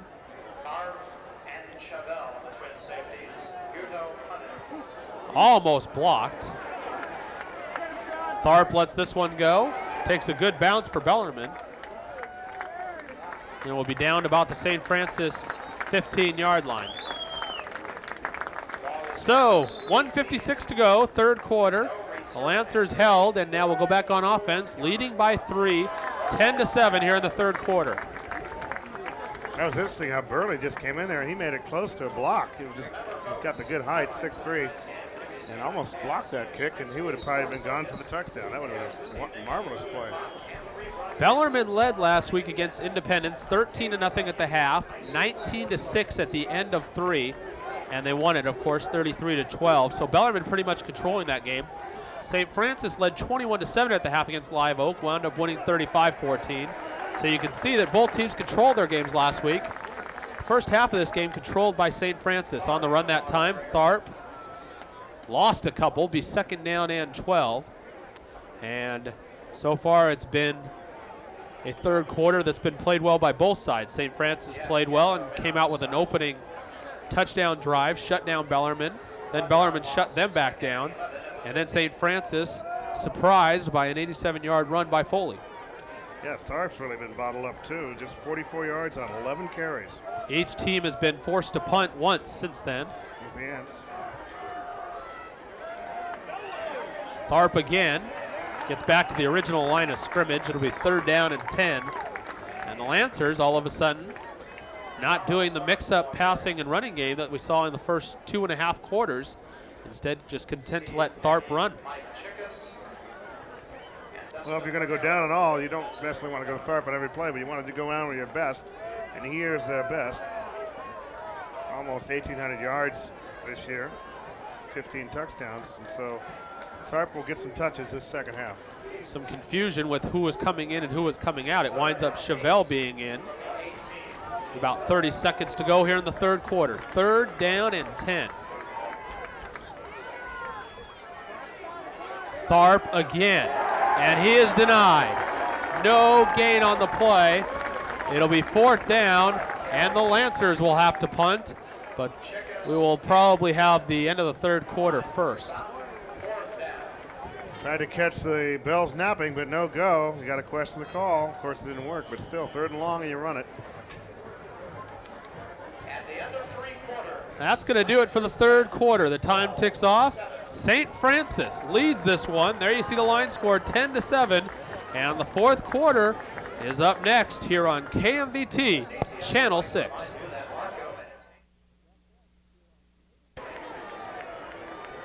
Should be an exciting fourth quarter. here at Jaguar Stadium, San Jose City College. The Lancers will begin it with a punt. 12 minutes to go for the right to probably face Oak Grove in the CCS final. Maybe Hollister if they can pull off a monumental upset this weekend. Punt by Bell out of bounds at the Bellarmine 39-yard line. The Bell sent 5 men on the block that time, Andre. A good punt by Bell, though, took a Bellarmine bounce. And I thought that the Bells would come up with a little better field position than that, but this isn't bad. They'll take it on their own 40. 45-yard punt by Bell. And the Bellarmine Bells will start at their own 39-yard line. First down and 10. Big momentum series for both sides. The Bellarmine offense, which has 1 touchdown on 1 big play, and the St. Francis defense, which on every other possession has not allowed them past the St. Francis 42-yard line. A run by Chicos that time, up the middle, gets 4 yards, 2nd down and 6. Yeah, the Bells, of course, a big play, but they haven't shown that they can drive the football. We're going to have to put a drive together. You can't just rely on a big play. If it happens, fine, it's great, but you're going to have to put a drive together, too, to probably win this game. Last year's game came down to just a couple of points. A big run by Charles Tharp with a couple of minutes to go sealed it for St. Francis. Gutto's pass complete to Foley, but he's only going to pick up about 2 yards, and it's going to be 3rd down and 4. And St. Francis going to force a decent 3rd down play for Bellarmine to pick up a 1st down. All right. Eric Taylor came back and just blindsided the Lancer. It's just an incredible block. Of course, he had the angle on him. It was a blindside block, but looked impressive. Big momentum play here. 3rd down and 4. If the Lancers stop Bellarmine, they can take possession of the ball on 4th down, punt, and try and control the clock with some 1st downs.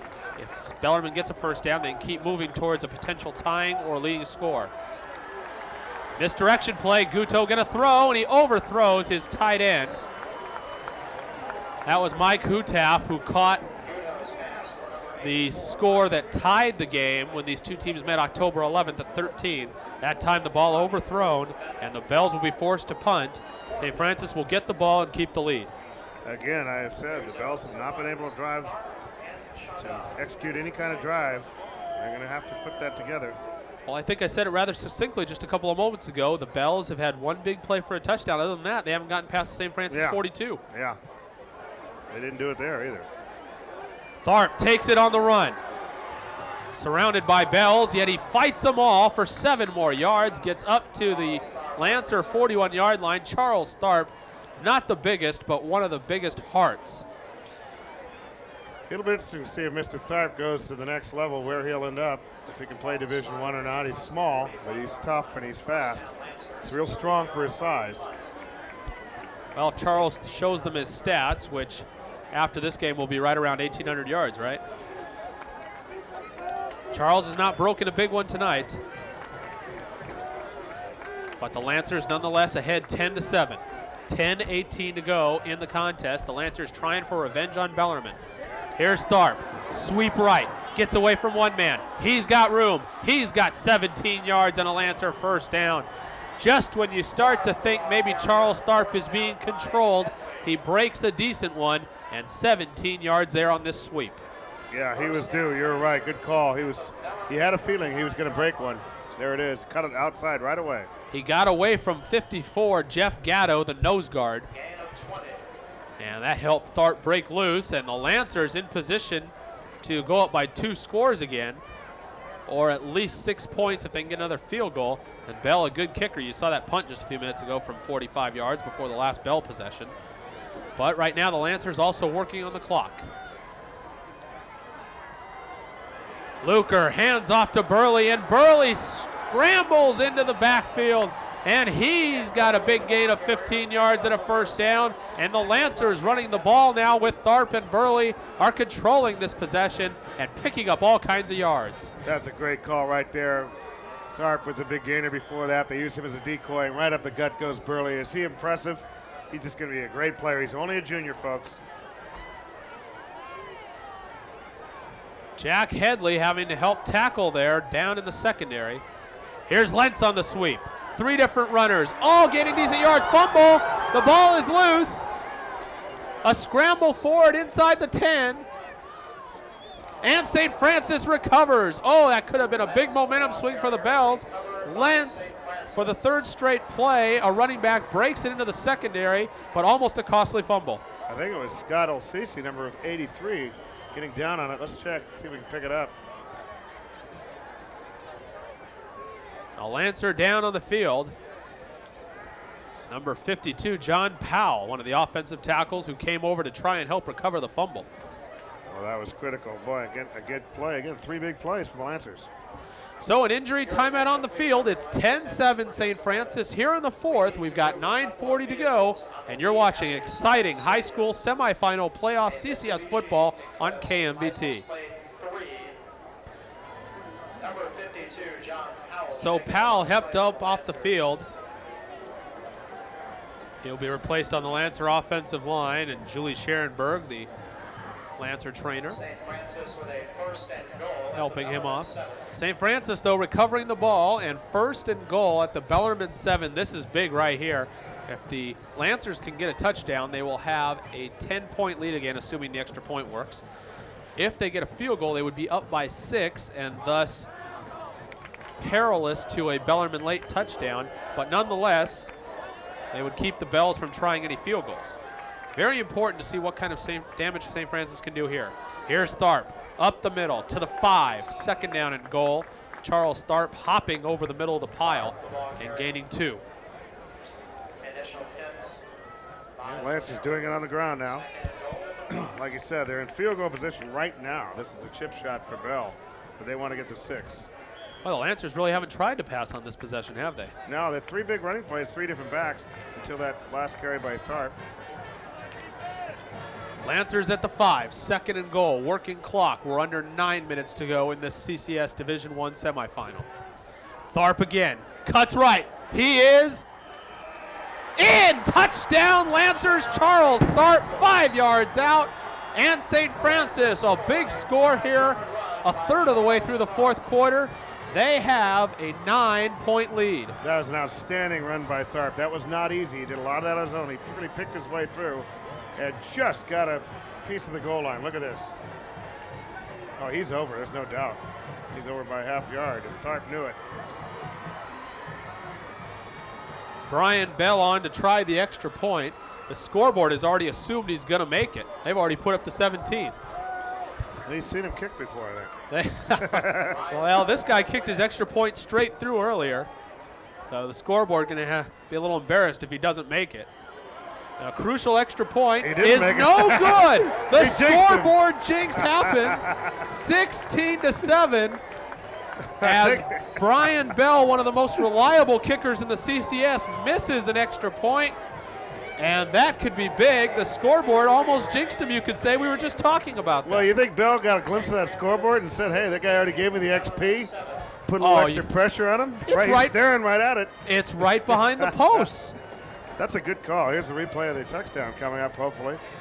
Tharp, look at this. He picks it. Look at him pick his way. That's outstanding. And that kid's a natural. I'd like to see him hopefully go major college next year, but he'll be Division II automatically. Well, let's talk about the good and bad of this. Obviously, the good of it is the Lancers are now ahead by 2 scores. Even with a 2-point conversion, Bellarmine cannot catch up on 1 touchdown. The bad is if Bellarmine gets a touchdown and a field goal and an extra point by Cellino, they could take the lead. Yeah, Bells have to score twice, that's for sure. Well, that may be a crucial extra point, Johnny. It may not be. We will see, but yeah, we'll see. Wow, one of those moments they'll be talking about in the Bellarmine-St. Francis rivalry for years if it has an effect. Return by Foley is out to about the 24-yard line, and Bellarmine will have to go to work with 8:44 to go. They have all 3 timeouts. They need to work fairly quickly here, come back and get a score, and then put the pressure on the St. Francis offense and get him to punt again and go back for another score. Let's go back to another big play, the run by Lentz. He fumbled it. That could have been anybody's ball right down there. Came up about, the 8-yard line or so, and Lancers fell on it. That was key. Here's another interesting thought. The Bells have yet to turn it over in this game. Only one Yeah, turnover in this game. That was a bad pass by Luker, That's intercepted by the Bells. But Luker has redeemed for that with his 32-yard touchdown pass to Chevelle. Flea flicker. Gudo going deep downfield and almost intercepted. In and out of the hands of Mike Owen. And Owen could have had that ball and would have meant big, big trouble for the Bells if he did. A poorly thrown ball by Gudo, underthrown by about 5 yards going for Marty Schull. This play gets a little bit bottled up, but actually in pretty good shape right there, and a little bit underthrown. Yeah, if he throws that a little farther, I don't know if he could throw it any farther, but they gamble a little trickery. They're down by 9. They got to do something. 8:36 on the clock remaining in this one. Schull didn't recognize right away that it was underthrown, not able to come back to the ball. 2nd down and 10 for Guto and the Bells. Foley in the backfield. Tom Gudo looking to pass, has time, another deep ball. This one caught. He stayed in bounds. Nice catch by Jack Headley. Headley, Johnny, had a touchdown catch last week. He also had a 32-yard touchdown run. He's been silent on offense tonight until this play. About 31 yards on that, unofficially, but great catch. They needed that one. They're at the Lancer 45-yard line, 8:24 and counting. Clock reset after the first down ball spot. And the Bells trying to move the ball quickly and get one of those 2 scores back. In motion, LeBlanc. Gudo back to pass. Good block to save a sack. And the pass out of bounds, incomplete off the hands of Casey LeBlanc, who may not have been able to stay in bounds anyway. But another incomplete pass, and so far Gudo on this drive, what, 1 of 4? Yeah, that was LeBlanc's fault there. He saw the sideline. That's what made him probably take his eyes off it. He's trying to think about the sideline. That ball should have been caught. He could have just stopped there and turned around and got it. He's trying to get fancy. He just catch the ball right there. St. Francis, the only team that can repeat this year. Los Gatos eliminated last week from the Division III by Hill and Michael Geeter. Wilcox and Palo Alto, last year's Division II and Division IV champs respectively, not in the playoffs this year. And St. Francis, last year's Division I champion with the victory over Bellarmine, fighting here for the win in the semifinals for the right to face Oak Grove or Hollister. Delay of game against the Bells, this is big. And Bellarmine's trying to call timeout right there, but it just couldn't quite get it in time. And that's a critical 5 yards right now at this juncture of the game. Mike Janda looks down at his play call sheet and says, we didn't have any space for that. No, they don't need that. Back to the 50-yard line they go. 2nd down now. And a very long 15. Almost 16 yards to go. Foley takes a step back, and now in motion Eric Taylor.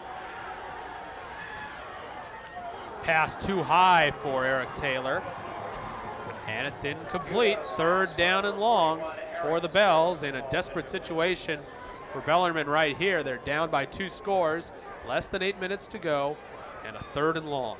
Yeah, that was a good thing they dropped that because that was covered. There was no way. Burley dropped back from the left side. He covered the left side, and Lancers had the other side covered too. They read that thing like a book.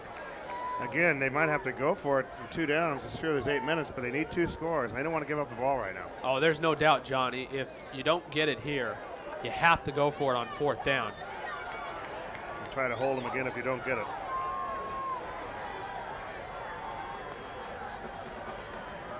In motion, LeBlanc. 3rd down, 15. Good block. Gudo has time. In and out of the hands of his receiver. That is dropped by Peter Haman. And another drop ball by the Bells. 4th down and long. Chevelle with a great defensive effort. He knocked the ball, clean play. And they're going to punt it away, at least line up in a punting situation. I guess he figures he's got one more crack, defensive crack, to try to stop the Lancers, but I don't know. 4th down. 15 yards to go. The Bells appear they're going to punt. Tom Gudo in punt formation. Remember, he's the quarterback. Gudo will kick it away from Tharp. But Tharp gets to it. He'll get a chance to return. breaks one tackle, can't quite get away from Adam Klein. And a good return for St. Francis. They're in the driver's seat, Johnny. They're up by 9, 16-7, 7:38 to go. And in the important one, note, there you see what quarter we're in. We're in the 4th. Again, the Bells cannot let the Lancers drive, obviously. 3 and out is what the Bells want right now. St. Francis 7:38 away from a date next weekend in the CCS championship game against Oak Grove or Hollister. Probably Oak Grove, but that's why they play the games. A monumental upset it would be if Hollister won. Here's Charles Tharp, and he has yardage up the middle, at least 12. And in first down, the Bells will have to try and stop 3 and out again, as the Bells are running out of time. Here you see the run by Tharp. Charles up the middle. It looks like he got 12. Tharp's creeping up there in numbers, having a good second up. 82 yards in the game. Tharp with a touchdown run from 5 yards out, back at the 9.5-minute mark. Yeah, I didn't have that, so 87. 1st and 10. Nobody there for Luker to hand off to. He has to go forward himself, but he winds up getting 3. It'll be 2nd down and 7. Luker turned around, Johnny, and couldn't find anybody to hand off to. Luker showed me a lot. His poise is good. He's just going to be a fine quarterback next year. He's got great height. Of course, a baseball player, well-known. And he's going to have an outstanding year next year throwing the football. Tim Peterson setting up his Bellarmine defense as 2nd and 7 coming up for St. Francis. They're trying to run down that clock and advance to next week's championship game. Handoff, James Lentz breaks the tackle, stiff arms a guy, bowls over another guy and has another Lancer first down. They'll get 3 more downs to run some more clock after the ball is reset. 6:24 to go, and the Lancers getting ever closer to upending the number 3 seed. This has been the most consistent play, a little counter back around to Lentz, and he's gained at least double-digit yards each time he's run it.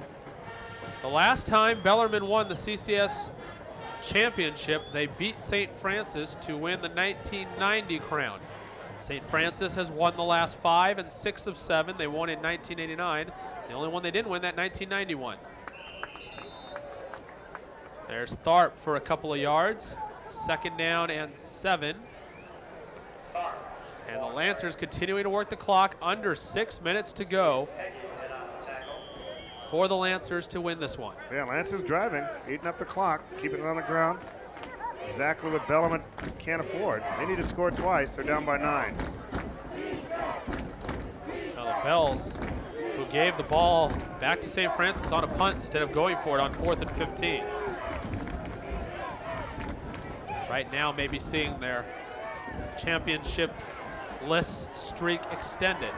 Lentz stacked up after a short gain. It'll be 3rd down and about 4.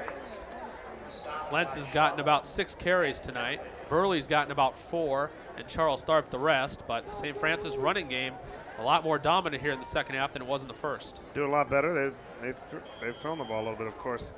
The big touchdown from Luker to Chevelle. The Bells not yet using any timeouts.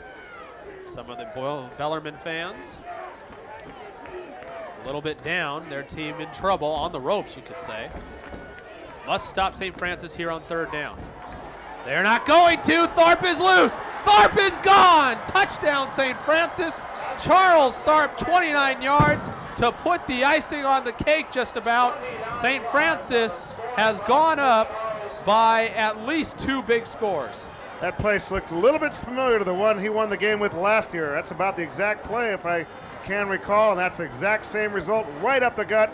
Charles Tharp, he's over 100 yards now. Well, this time, Johnny, they only put up 6 on the scoreboard, 22-7. And let's see if the Lancers will go for 2 to try and make up for that missed extra point. Well, they should. Right now, the Bells, if you're looking at it this way, are down 15 points. And St. Francis will use a timeout.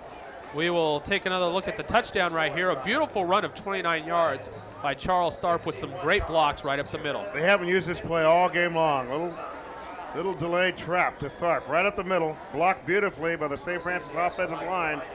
And boy, that looks a lot like the one he had last year to cap the win against the Bells. I tell you, players like Tim Foley are probably thinking after that play, oh, The backbreaker. bad nightmares of last year's ending. And that's cleared out a lot of fans here. A lot of the older folks, the kids are still here. They can't believe it. But a lot of the parents are going to beat the traffic right now, folks, for the Bellarmine Bells. Well, all is not lost for Bellarmine. Let's talk about this. Let's say you do stop the 2-point conversion coming up. That makes it 22-7. That means you need a 7-point touchdown and an 8-point touchdown just to tie, or 2 8-point touchdowns to win. You have to come back on your next possession right away, get a touchdown, then onside kick it, get that, and go for another touchdown. All hope not completely lost. But St. Francis, with a 2-point conversion here that's successful, Johnny, can give themselves a 3-score lead of 17 points. They're going to go for it right here, going for 2 to make it 24-7. This is the backbreaker right here if it works. Pretty much the right to play next week on the line on this play. Here's Luker, flag. Incomplete. So if this is against St. Francis, Bellarmine will probably decline it, and it will be no good. I think there might have been a motion call against the Lancers, but it might have been offsides against the Bells, or too many men on the field against the Bells. Illegal procedure against the Lancers. Declined, no conversion. What this means is the Bells are still within 2 touchdowns and at least 1 2-point conversion of getting back in this game.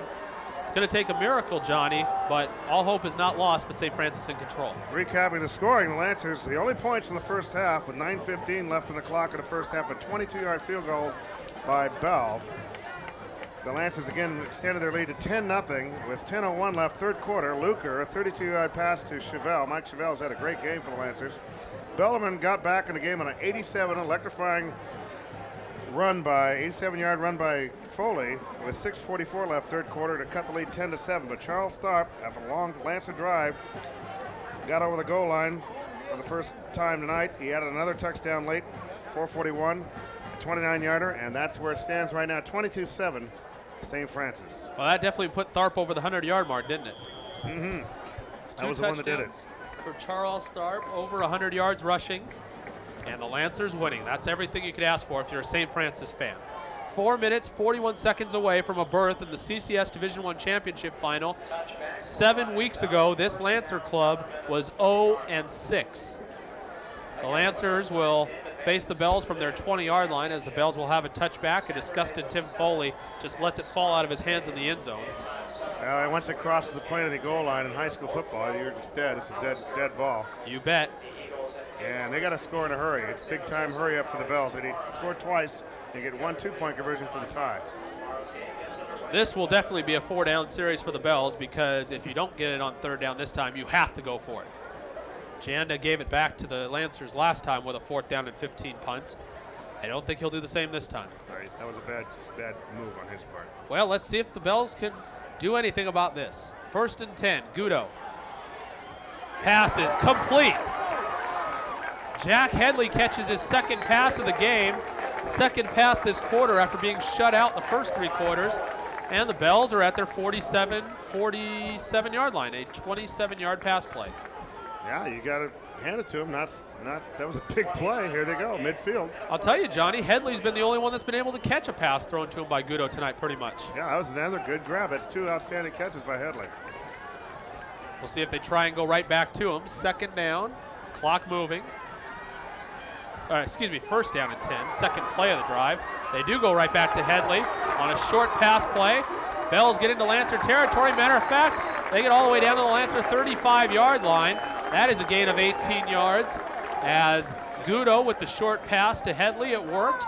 And Johnny, for the first time, not counting that one run of 87 yards by Foley, for the first time, the Bells are inside the St. Francis 40. Yeah, I think some of these Bell fans on the left are coming back. They're hearing the crowd yelling, hey, what's going on? Hey, I said this one isn't over. It's a tough haul for the Bells right now, but you never know. Never know. Got to get the onside kick. They have all 3 timeouts, but they must score on this possession. Oh, no doubt about that. Quickly. Gudo, deep for LeBlanc. He's knocked down, no flag, incomplete. Robbie Poole back there on the coverage with some help. LeBlanc was surrounded, still almost got a hand on it. It'll be 2nd down and 10 from the 35. Here's another look. Now LeBlanc just falls down. He's just going for it. Nobody touches him. It's offensive interference of anything. Inadvertent contact. It would have been LeBlanc's penalty. But they're going for it. Hey, 3:45 left. Never know. The Bells know they need to score. They know they need to score in a hurry, and they know they need to get the ball back. And on one of the 2 possessions, they must have a 2-point conversion. The Bells' deepest offensive penetration other than on one play.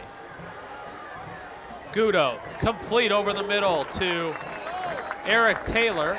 He's down to the Lancer 27-yard line. And the Bell passing game working a little bit on this possession. They're 27 yards away from the end zone, which they need to get into here with 3:25 and counting left for that man, Mike Janda.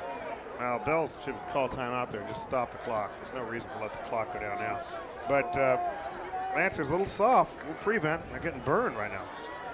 Well, the old saying goes, the only thing the prevent defense does is prevent yourself from eating too much time off the clock because the other team goes down and scores a prevent defense touchdown.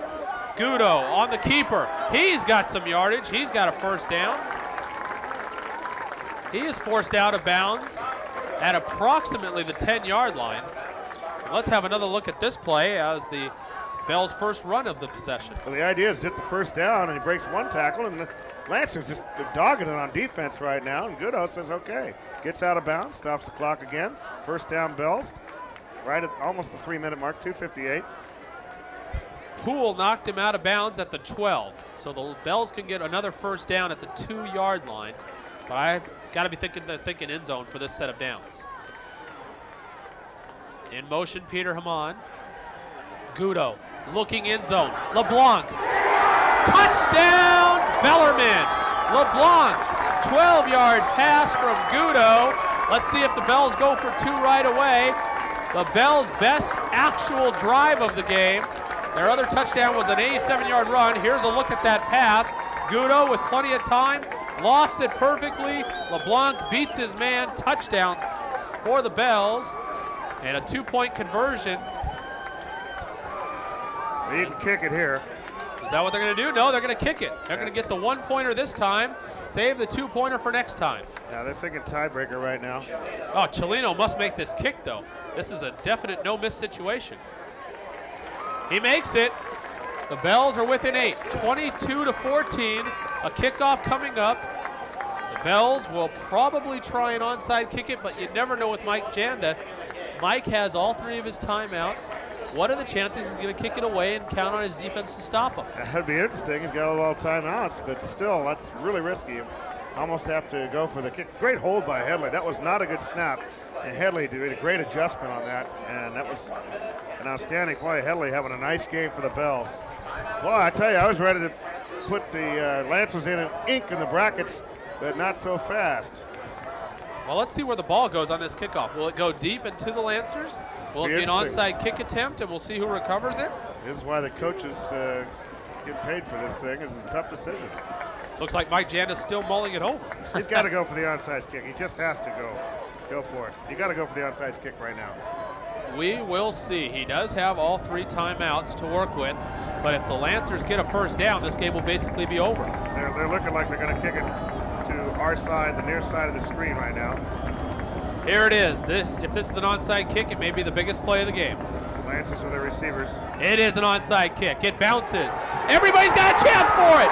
The Bells may have gotten it. They did. Onside kick works. Tim Foley recovers, and the Bells will have a chance to go for the end zone with the ball back, down by 8 at the Lancer 46-yard line. There is an alive streak in Beldam. Can you believe it? Unbelievable. Going to be class if they score and go have that 2-point conversion. Let's look at the replay. That's an outstanding kick and a rotten job by the Lancers to go after that. But that's an outstanding onside kick by Chelino. Do you believe in miracles? We may be watching one. 2:50 to go. Gudo, all kinds of time. Now here comes Lentz. Gudo throws it away. Lancers want intentional grounding. They're not going to get it. No, there's a receiver number 10, Chicos, right in the area there. Great job. Good job, delayed rush, but a little bit too long. You're not going to get that much time, and outstanding pressure by Lentz. He's had a nice game for the Lancers. You called it, Johnny. Shinkos was right there, about 2 yards short, 2 yards further than where the pass bounced. 2nd down and 10. If the Lancers can stop the Bells here, they can get the ball on downs, try and run out the clocks. Bellarmine with all 3 timeouts left. 2:42. Gudo, all kinds of time. He throws too high for LeBlanc. It'll be 3rd and 10. Well, I said at halftime it's kind of a lethargic first half, but not now. We got another thriller on our hands, kind of like last year. The 48th meeting of Bellarmine and St. Francis. Bellarmine 27-20 against the Lancers. Bellarmine beat them earlier this year, a little over a month and a half ago, 20-13 on a last-second drive. 2 downs to get 10 yards. They need to get the first because there's plenty of time left for the Bellarmine Bells. And Gudo, not liking what he sees, is going to have to use a timeout. So here's the situation, 2:36 to go, 22-14 St. Francis. The Bells call timeout, and they'll be facing a 3rd down and 10 as this CCS Division I semifinal football game continues here on KMBT. St. Francis band exhorting their defense to stop the Bells, 3rd and 10. Bells trying to rally following an onside kick, followed a touchdown. Gudo, lots of time, looking deep for LeBlanc. Intercepted! Hauled in by John Galante. He is tackled. The Lancers get the ball. They keep the lead, and they'll try and pick up a 1st down and run out the clock. 2:23 to go. The Bells have 2 timeouts, and the Lancers are at their own 26 following this interception by John Galante. Jason Rodriguez, Galante's on the Bells. Jason Rodriguez, number 7 for the Lancers with a big INT. Outstanding play. You're right, I was so excited I got my rosters confused. Yeah, I just cut to the chase there right there, but still a little time left for the Bells. Well, I've covered your self a few times, and you owed me one, so there's one for you. Yeah, you got it. Lancers trying to run out the clock. Tharp, he's going to run some anyway. He's over the 50. He's in Bellarmine territory at the 30. He's knocked down at the 25, and the Lancers have all but grabbed the game by the throat, up by 8 and deep in Bell territory now. Oh, outstanding run by Tharp. Here he is again. Point of attack, missed tackle. Everybody thinks, Headley thinks that somebody else is going to make the tackle. No, but Tharp put on a burst. That's what he's done so often. And he's really chalked up the yards here in the second half. He's nearing the 150-yard mark for the game. Unsportsmanlike conduct, the call at the end of the play against the Lancers. That will march it back from the spot of the foul and the end of the run. No big deal in St. Francis. What they want to do right now is run out the clock. Bellarmine, 2 timeouts left. Yeah, that doesn't really, Bell fans got excited. It helps them, but 2:11. Still, Lancers still need to turn up some 1st downs, and Bellarmine's got two more timeouts left. They're going to have to burn them pretty quickly here. Tharp with a 49-yard run, then march 15 yards back from the Bell 25 to the Bell 40. 1st and 10. One more Lancer 1st down, and this one may be over. Lentz, sweep left. One tackler misses. Lentz has a 1st down. He's got some distance. Lentz could go. He does. Touchdown, St. Francis, the backbreaker. 40 yards, James Lentz.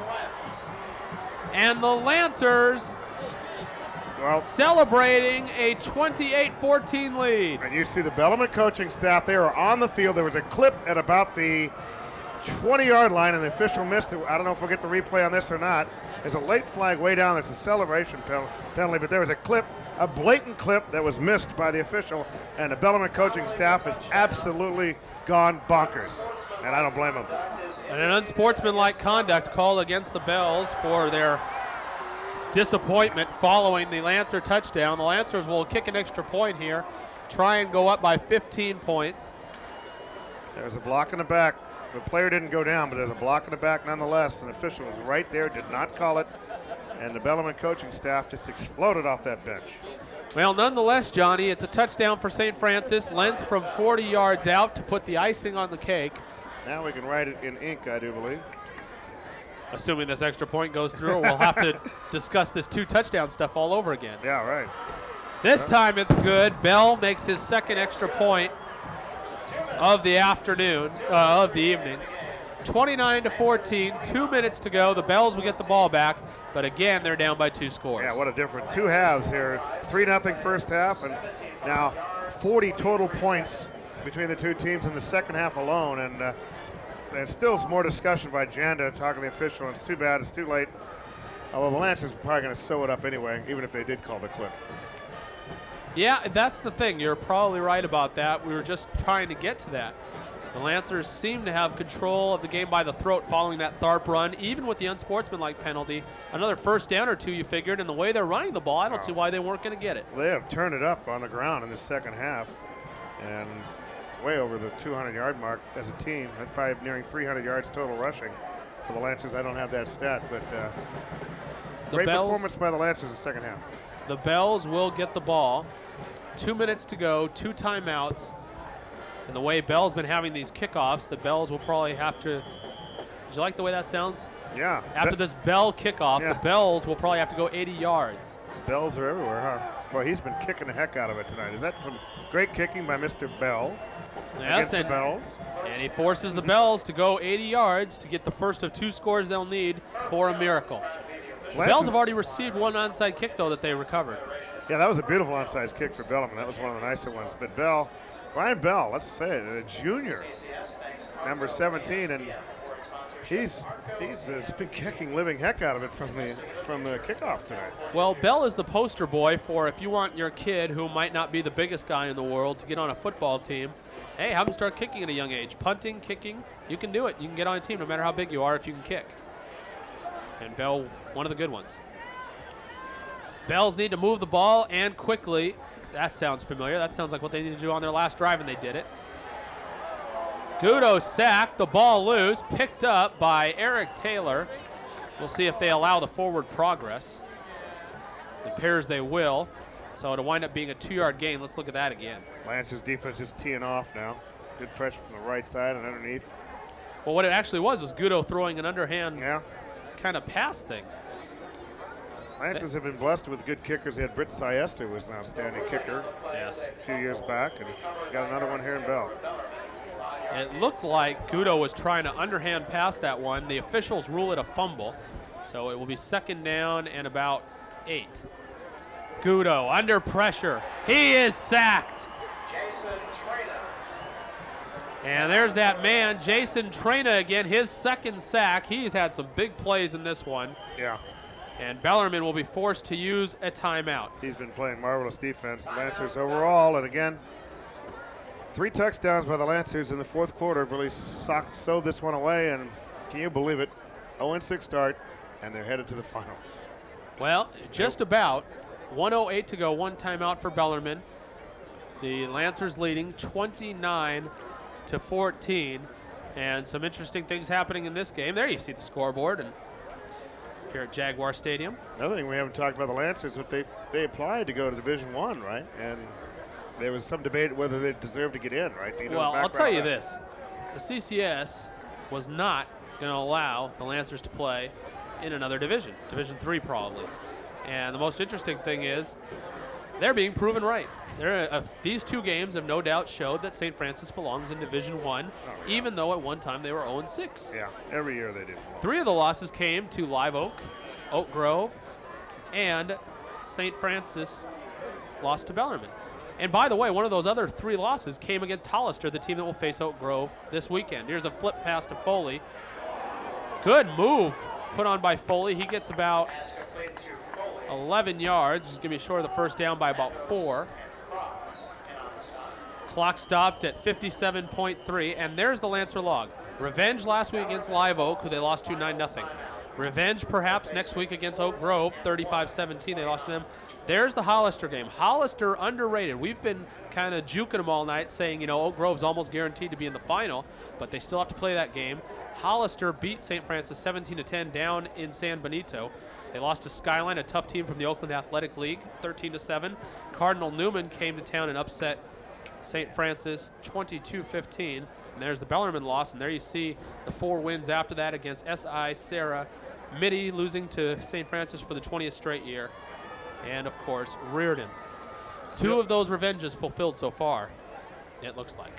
Yeah, all-time turnaround for any team here in this Central Coast section. There's no doubt about it. Doesn't matter who St. Francis plays next week. Either game, they'll have a chance for revenge. If Hollister pulls a monumental upset against Oak Grove, or if it's Oak Grove. Yeah, that's true. Will Oak Grove be able to get Lemuel Adams and Deshaun Crockett going against the Lancers? The play on 4th down fails, and St. Francis will take over. They will run a couple of plays, probably take a couple knees, and St. Francis has exacted revenge against the Bells. They will be in the CCS championship game, Division I, next week. 2 years in a row. Last year they Bellarmine defeated St. Francis 14-7 and lost in the final game 21-17. This year it's 20-13. Well, let's Bellarmine ahead, and now they get their comeuppance here in the final. And unfortunately, the Lancers, well, at least for the Bellarmine, fortunately for the Lancers, that they're winning the important one, not the regular season game. Mike Mitchell exchanging handshakes. St. Francis will take 2 knees, 53.2 seconds to go. St. Francis won Division I last year, won Division I 1994. Luker in there, takes a knee. St. Francis won Division III in 93. They won 4A Division I in 1992. 1991, they won Division I 4A. 1990, they lost to Bellarmine. Bellarmine breaking up that streak, and it's 6 of 7, 11 of 21 since 75, and 5 in a row. This will be the last play of the game, and St. Francis will be in the Division I championship last week following a big, big victory. There it is. The all-time series goes to 27 wins for Bellarmine, and now 21 for St. Francis. Another revenge win for the Lancers, and they do it big, 29-14 over Bellarmine. St. Francis goes up probably against Oak Grove next week, Johnny, and a disappointed Bellarmine team right there. Oh, you got to almost have empathy for the Bells. 2 years in a row, they've had this thing go backfire against them, and they looked like they had the hammer. But tonight, they just couldn't get it going. They won the one big run by Foley, and then they one big drive at the end. That's all they had tonight offensively. And the Lancers, on the other hand, had a great offensive second half and did a great job. And the defense by St. Francis really getting the job done. Hey, look out Oak Grove or Hollister. We could have a St. Francis team come back, finish 7-6, and win the championship. Lancers now 6-6. Bellarmine finishes out the season 10-2. Handshakes all around, and handshakes and thanks to our crew led by our producer-director, Lazarus Sargenides, technical director, Yolanda Harmon. For Johnny Reed, Andre Polizzi saying thanks for joining us. St. Francis advances to the championship game in Division I Football Playoffs 1996 by a score of 29-14. This has been a KMBT Channel 6 Sports presentation.